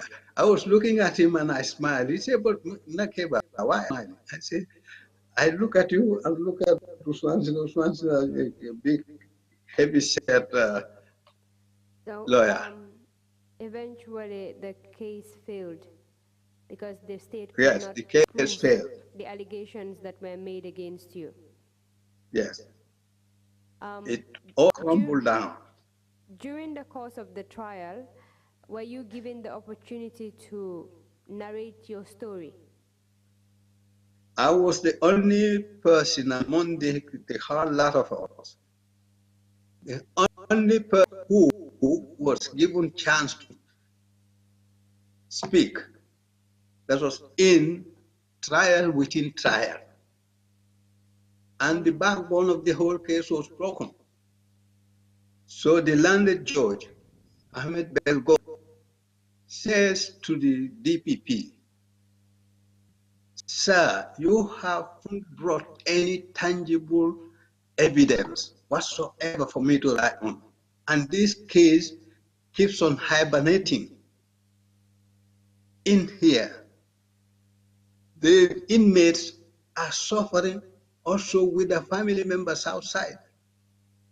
So please, Mr. DPP, I give you chance and not, more chance to bring more evidence before me. But I mean, a story that is made up. Mr. Barrow, You cannot just run away from it. I have with me an article from the Independent paper, Yes. which is dated the 28th of March, 2003. And Yes. It contains extracts of your testimony that was narrated in court. And the article is titled Treason Trial, Alleged Yes. Coupists Recount NIA Brutality. Yes. It's written by P.K. Jaju and Ajatu Jallo. Yes. And it states, Ebrima Barrow, one of the alleged coup conspirators, Monday told the High Court how officers of the NIA under the command of Tijan Ba and Biranjo Yes. had cruelly tortured him in an attempt to extract information from him over Yes. the alleged plot. Yes. Mr. Chairman, in this article, the witness was able to identify some of the members of the panel, and I would like to tender the article as exhibit, just to corroborate what the witness had stated so far in his evidence. Thank I wait for the exhibit number, and then give you The exhibit number will be exhibit 164. request granted. Thank you. Thank you very much, Mr. Chairman. While you were detained at the Mile 2 prisons, did you at any point go back to the NIA? Yes. On the Can you second tell us of how that went? on the 2nd of November 2000, I think it was exactly on a Saturday morning, early morning, when there were official business going on at the Mile 2 precincts. Security men kept a white man called Francisco Caso, not Francisco, because Gambians mostly they announce his name as Francisco Caso, not Francisco Caso.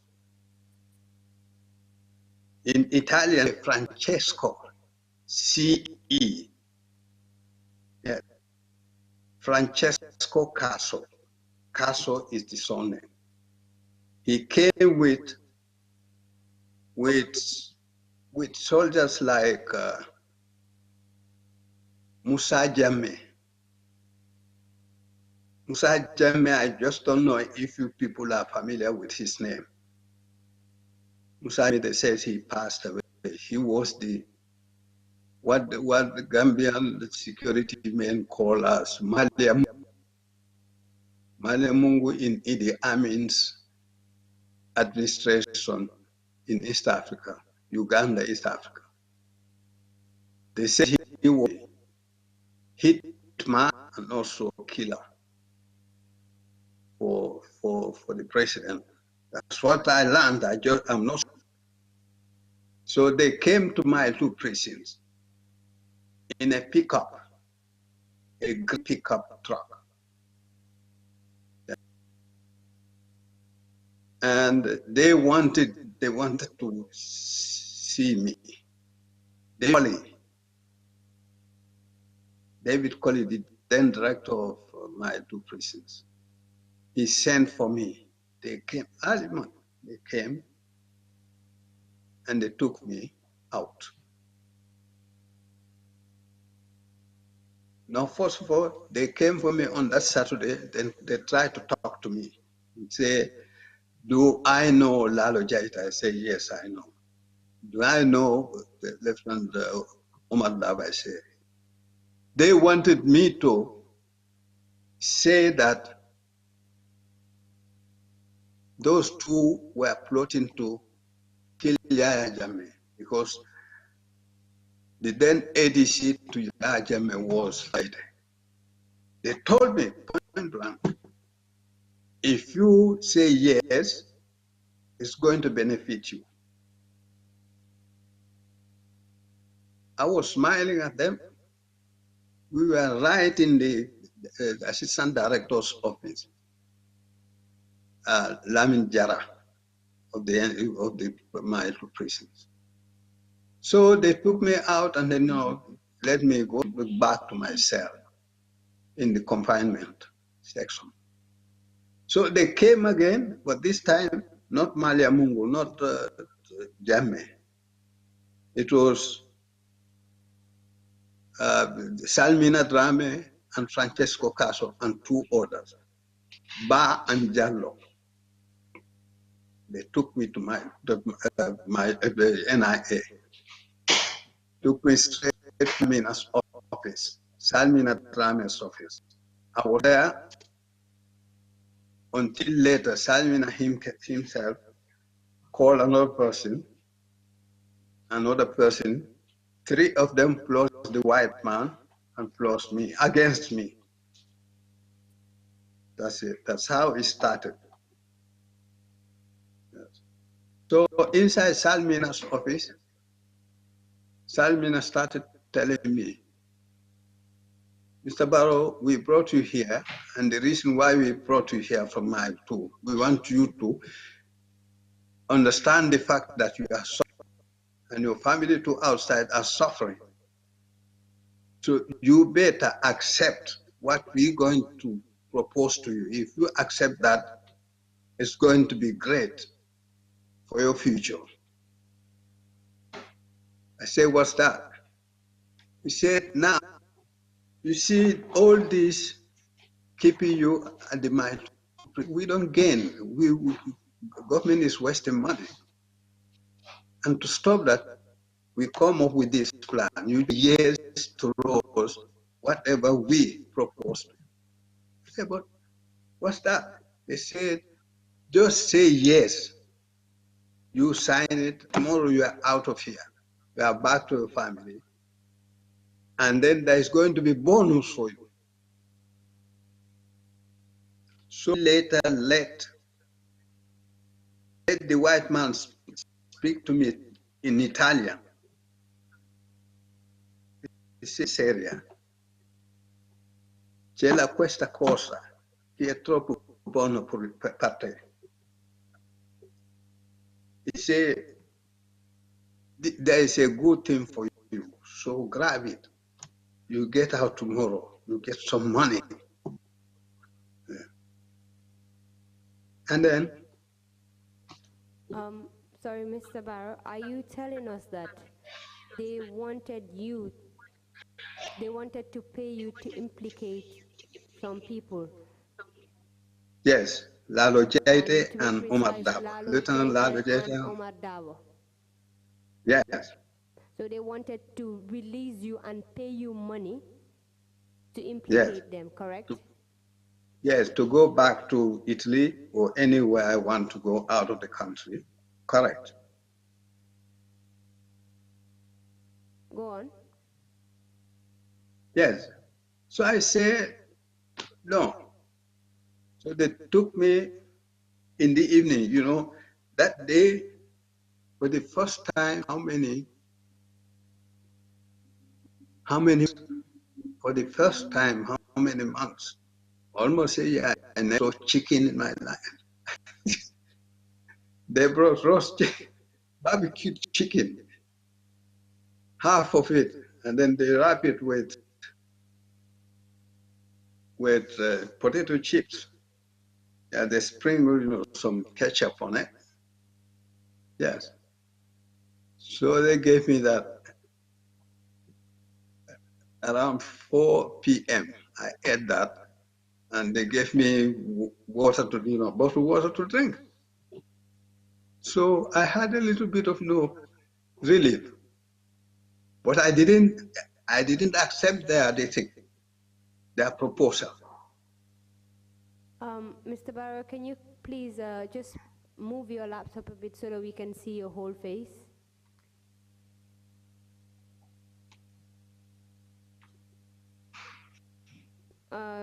Just push it a little bit away from you. Okay, that's good. You can go on. So what happened?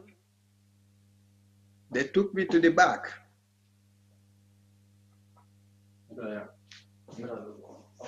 They took me to the back. and put me in a cell there. That cell was be used by the communications then. So it was terrible because somebody who was under lawful custody at the mile 2, now they brought me into my NIA headquarters where there is no law,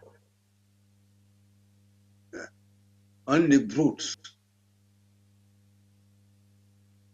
So I just had to keep on praying.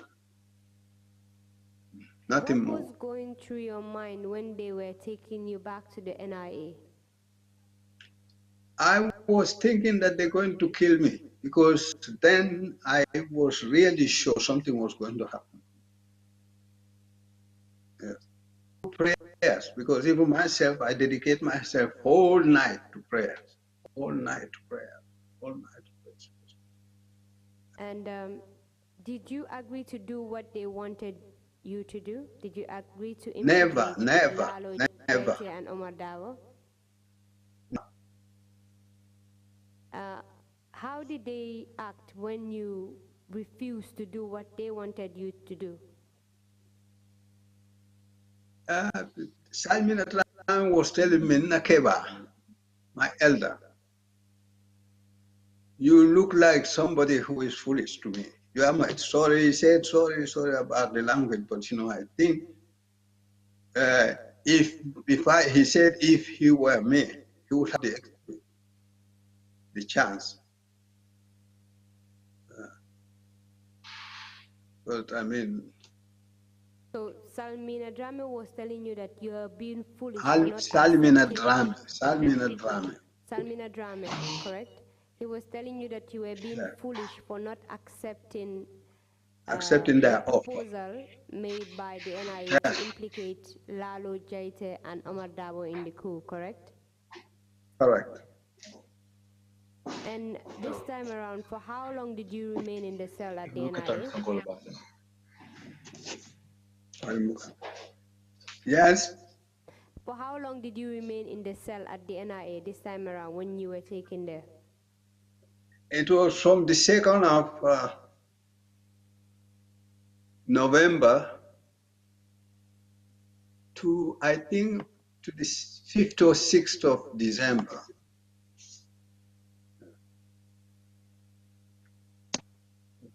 The conditions of your detention during that time, were they the same as previously when you were detained at the NIA? Completely different because this time when they brought me, they gave me to stay somewhere far away from the notorious cells. So I was all by myself at the back there. There was nobody, no. If you let me explain, one night I was there, midnight. There was a hole below the window in the room. There was a air conditioner, and they removed it. So that hole remained there, but to close the room, they took pieces of cardboard to shut it up. At night, middle of the night, it was after 2 a.m. You could count more than 10, 20 cats, C-A-T, cats. They came in front of the front door and then behind that hole there. That was next to the beach. They were making on the my goodness.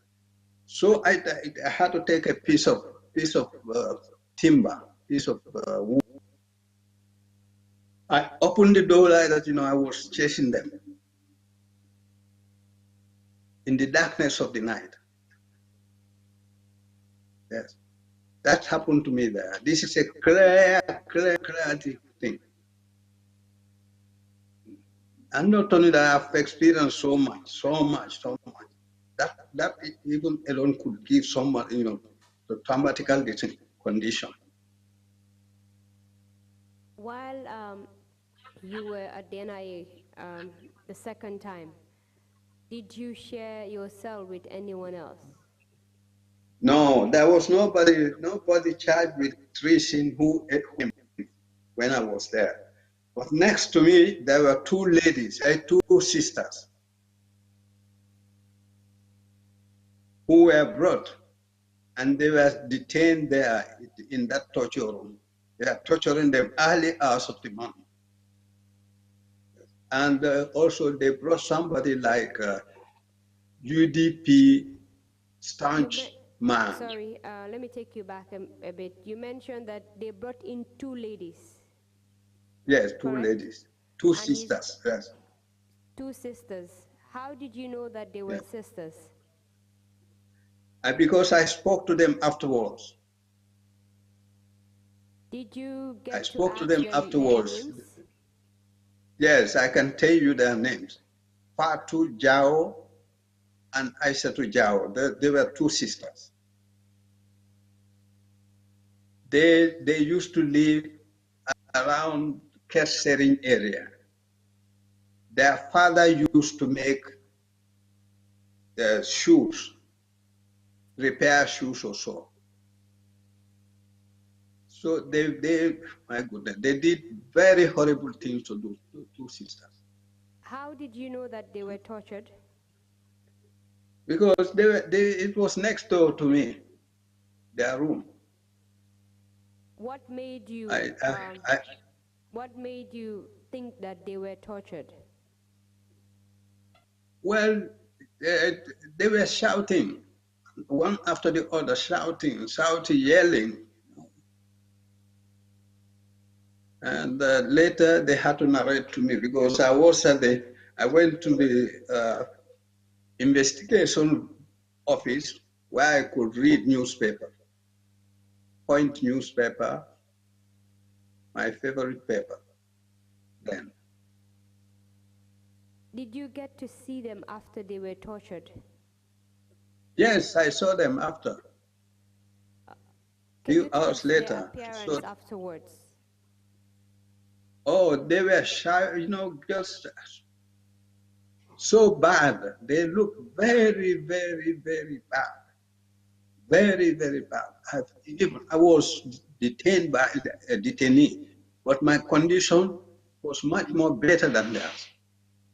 These are young women, two sisters. Fatima was older than Aisha.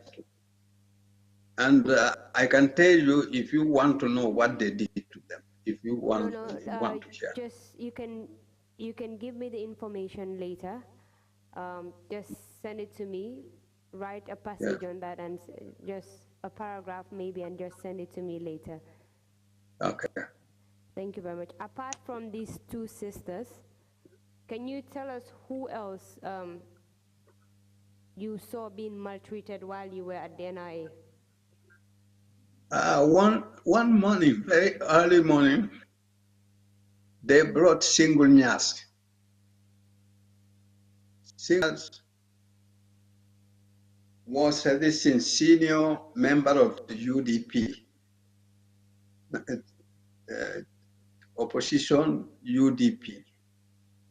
They brought him with his hands tied behind him.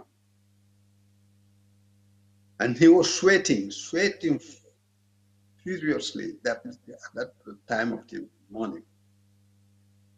When he saw me, he said, Mr. Barrow, oh, so you are here? Because those people don't know where I was. Yes, I said yes. So they took him to the investigation office, and they quickly came back to me. They said, you better go into your room or your cell. So I went back, and then later, I had the information that they let him go home. Single Nyas. And not Single Nyas alone. I can tell you, on a Friday, the NIA operatives, they go hunting around for money. They're looking for money. They will go and arrest people who change foreign currencies into dollars or dollars into foreign currencies at Banjul Market or somewhere, Serekunda, I just don't know. They would bring them on Friday evening. They threaten them. They say, if you don't pay so amount, you're going to remain here until Monday. So those guys will send message to their partners or their brothers or sisters. They bring money on Sunday evening, they pay to them, and then they go home. And the second thing also, there is a mosque there. In front of the mosque, you have a whole lot of vehicles. Those vehicles are brought from Gambia Ports Authority. NIA would bring them. They said, oh, these cars are stolen vehicles from Europe. And they have to impound on them, bring them to NIA headquarters. You know, brought by what we call semesters. Those vehicles, they trade it or they sell it among themselves. If you need one, you 5,000. A vehicle which is going to cost you like $250,000 or $300,000. You pay $5,000 and you get it at the minute. So there was a racketeering, which is benefiting only the NIA operators. And some guys too, you know, from outside, they come through them. If you know somebody there who can manipulate for you inside, you give him money, he gets you a car from there, from NIA custody. Yeah, this is what we're doing at the NIA. Mr. Barrow, how did you know all of these things that, all these dubious deals that were happening at the NIA? How did you come to know about it? Mariam, I'm not going to lie to you. These are my brothers. These are my Gambian brothers born together. We are all poor. Poverty is a crime itself. Poverty is a crime itself. This is what is disturbing our country. This is it. I sent some of these guys to collect some money from my brother, my cousin, from the market, Albert Market of Badibung. So they will take the money and go to a barbecue store and buy whole chicken for me. At night, I will sit down with these people. They buy attire, they come. And the change, they leave it, they put that in their pocket. Every day, every goddamn day, I'm telling you. So this thing was happening. It came to a point. A poor man has no say in anything. This is what is happening in the Gambia, even today, I'm telling you. It came to a point where you were interacting with the operatives at the NIA and you knew some of the deals that was ongoing at the NIA, correct? Correctly. For how long did you remain at the NIA during your second time? 1 month again. If I were to let me go in the night and get out of the country, I could have, you see, in the Gambia is poverty. Poverty, that's the disease. We all from poor, you know, if you just look at what Dallas is going to bring you, they get together, they accept any condition without question. I'm telling you, Ebrima Barrow. It's not only NIA, even at the mile too, I've been doing that there. Newspaper, We are not allowed even to get newspaper, but you know, I pay them, they go get it for me, they put it in that thing and bring it and I read. They'll pass it to all some of the guys, you know, there for me. So that when it is ready, those people before they go home, they take the newspaper back and then destroy it. Because they are not reading my two prison warden, they are not interested in reading anything. And most of them cannot even read. So after 1 month... This is Gambia. That is quite disheartening to hear. But it was the state of affairs during that time, and some of that still lingers on. After 1 month of another month of detention at the NIA, you were taken back to Mile 2 prisons, correct? Correct. Can you tell me some of the incidents of human rights violations you witnessed while at Mile 2 prisons? Human rights violation. I was kept in Mile 2 for about 6 months. And I was never a chance to see my wife first. My children, no. My attorney, that's my lawyer, no. My family members, no. But later they opened up, you know, visiting us for us. After appearing before a normal constituted court, then they later opened chance for us to see our family members. Even they went to... Sorry, my apologies. Did anything happen to any of the inmates you were detained with at Mile 2 prisons? Yes. Can you tell us about it? There were some detainees there. They weren't there because of political, this thing also, affiliation or whatever. They were brought there as normal criminals or so, some of them.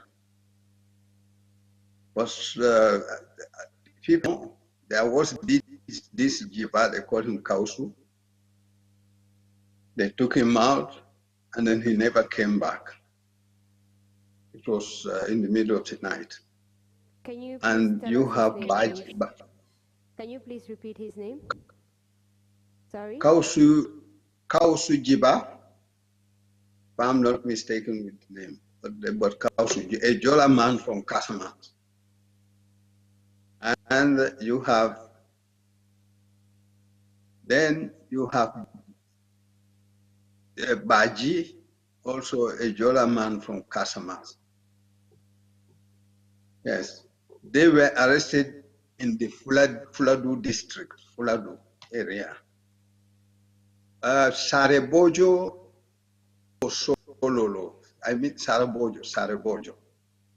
They said they came in there, attacked some storekeepers, shopkeepers. They took their money. But they were unlucky because the Gambian security arrested them. They detained them and they sent them to Banjul. So we were there with them at SW5. But in the night, they would come for one of them, then go kill him, according to information. And those informations are reliable information. Yes, by the prison warden there. Yes. You have also Bori Jeju. Bori Jeju was a staunch supporter of MFDC, the Casamance rebel group. He was guarding a man called Gramanka. He was also detained there for one reason or the other. One evening, you when the students' riot happened in Gambia, 1 year after, they came for him. And they said he was taken to a bush near Kanilai, where they killed him. They said he had with the Kanilai residents. Can you tell us where you got all this information from, that these individuals that were taken from the Maltu prisons were executed? This is from, told you, we Gambians, we are interrelated, we are interconnected. Yeah, it's from my two prison warden. Because I have no leg, I have no hand, I have no eyes to see what's happening outside them. Yes, it's the prison warden who know. Those people or who know somebody who know them, when they are taken out. So some will come to my dorm out. No, the door is not properly closed. You only have mosquito proof. So you will come and stand by. Can you and we tell talk. us how long you were in detention before your release? I was at the mile 2 for 4 years, 1 month, 1 week. Yes. I appeared before the High Court, or at the High Court. I appeared at the High Court, because sometimes they just let us go back. 65 times, 66th time, I was let go. You were in detention for 4 years, 1 month, and a week. And Yes. you appeared before the High Court 65 times. Yeah. The 66th time, you were acquitted of all the charges levied against you. Yes, yes, I was acquitted, judge. And the judge said to me, the impact of your detention on you and your family? It was terrible, because to be candid, I'm a free man, and I used to live in the free world, not only in the but abroad. So free, I never committed any crime anywhere. I was never arrested by any law enforcement agency or be part of any group, any group that is smearing or doing bad to people. I never. Yes. So arresting somebody like that, I used to make money. I used to work for money. I was free. There is no country in the whole of Western Europe where I never went to. I went to Russia 4 times during the rigor of communist time. Gorbachev time, this sort of, yes, I went to Scandinavia, the whole 4 countries, Germany, up to Greece I went to. Yeah. So I can't just imagine being arrested in my own country. Yes. In my own, what for? It was terrible. My family too, I left my wife with children. It was terrible for her, but God makes it so easy for us to get the chance to come here. Before we are to be sent to Australia. Australian resettlement never took, so they brought us here to America. In America here,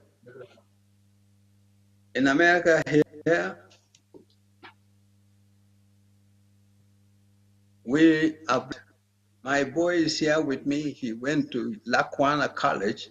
He graduated as an accountant from Lackawanna College.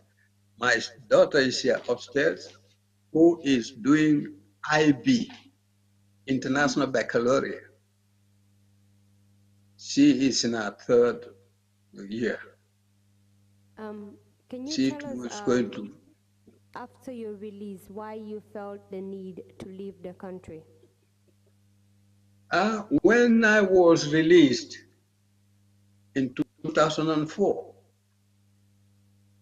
my problem was security people used to visit me. Not before that, when I was acquitted and discharged, just a couple of days later, they rearrested me. Rearresting me means they have grudge against me because the DPP failed to ascertain what he alleged against me, or the system alleged against me. So they arrested me, they took me to CID at the Banjul police court. One Mr. Bojan there, Mr. Cham told me, Mr. Barrow, this case is not CID case. This is NIA case. We don't know anything about it. He said he didn't know why they had to bring me to the CID office. And he sent for my cousin brother, Alphonse Usman Barrow. He came and he bailed me out. So I saw some attorneys, yes, like Usainu, who is a very good man to me, and my attorney, Honorable Maifati,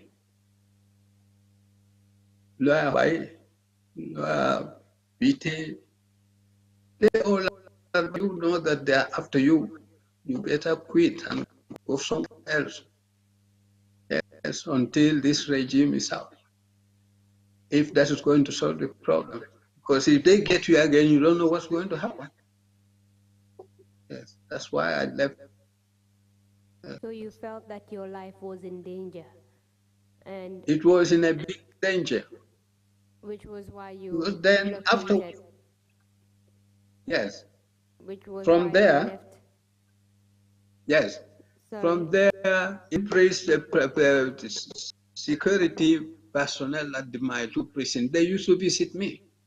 One way or the other, they say, oh, we need to say hello to you and your family. So I went to Dakar with my wife and children. I'm able to bring 6 children to US here, plus my wife. Yes. So I'm blessed. Yes, I'm blessed. Yes. Well, Thank God for that. thank you very much, Mr. Barrow. Thank you for taking time to appear before the TRC and share your story with us. We deeply saddened and sorry about what happened to you. It shouldn't have happened. And we thank God that you've moved on from that. Mr. Chairman, that will be all from me for the witness. Extraordinary story. Thank you, Counsel, and thank you, Mr. Barrow, Mama, for your testimony. If these allegations are true, it's incredible that one would have a crime syndicate yet again operating within NIA and massive extortions being perpetrated within that area. What puzzles me, though, is the existence of the mosque there torturers, perhaps going out to torture, come back and pray, go back again and torture. Quite extraordinary. But anyway, commissioners, if you have any questions, please indicate, and we will. Commissioner Kinte, you have the floor. Hello, assalamu alaikum, Barrow. Alaikum assalam. We understand in earlier testimonies that the said Francisco, maybe it's the same or different, the same Francisco was the one who was training the junglers. Is it the same guy, and what do you understand more detail on or about this Francisco? Yes. Thank you for asking me that question. Well, the thing is, Francesco Caso was never my friend. It was just by chance I met him in Bacau at his so-called restaurant, Portobello. Portobello in Italian, it means a beautiful port. I was passing by and I saw the writing. I was looking at it. I saw somebody coming from inside that restaurant. And he said, hello, how are you? I said, I'm fine. He said, you want to come in? I said, no, I'm just reading the writing. And he said, do you know what that means? I said, yes, beautiful port, Portobello. And then he later, what happens if you are in a foreign country, sometimes you see who speaks your language, it acts as a sort of magnet that draws your attention. So that's how it happened. But I never knew that Francesco Castro's restaurant was used as a den to trap Gambians. This is it. So that's how it all went. Francesco Castro, I was told he was training Gambians as junglers. How I came to know that properly was when I was in custody and when he took me from my 2 back to NIA headquarters. He was explaining to me, he said, you see these people, I trained them. I said, but what? He said, junglers, jonglieri. In Italian, they say jonglieri. Yes. So I say, but what have you to do with that? This is it. So during my second stay at NIA, he would come there every day. He wouldn't sit, but he would be standing and then, explaining to me how the system was. Yeah. But all this were Ablai Kujabi, because if Kujabi were patriotic enough, he used to meet me at that hotel. He should have just cautioned me if there was if there was anything going on. But no. You see the point? How everything ended up. How much money was spent on me? How much money to detain me at my location for 4 years or more? Gambians don't calculate that. It's a very, very sorrowful situation. I'm saying this from the bottom of my heart. Yes. For me to harm a Gambian, I will never do that. Yes. Really. Thank you very and much. Thank you for all. Thank you very much. Yeah. Thank you. There are no further questions. Mr. Barrow, if you have any final remarks to make, please proceed to make them now. Yes, thank you, sir. I am trying to thank and also acknowledge the beautiful work Mr. Sise, Sir Babagale Jallo, Isafal, Miriam, how to call it, Sose, and all the guys, among you there. the beautiful work you are doing, the beautiful work you are doing to keep Gambia together and to keep Gambia safe. Not only Gambia, but Gambians safe, or those who live with Gambians in Gambia. I'm really happy. And I think I support you people in every step of the way. Yes. I'm from Badibu, originally. I'm American now. From Sharif Mustafa Dibal, the family. Yes. From there to Banjul, great people like Gaba Jahumba. I know even P.S. Njai, I met him so many times in Banjul when I was studying there. Yes. I know Ebin Njai. Yeah. Those are great people. Where are they now? They all gone, they disappear in the thin air. These are great people. This is what we knew to be.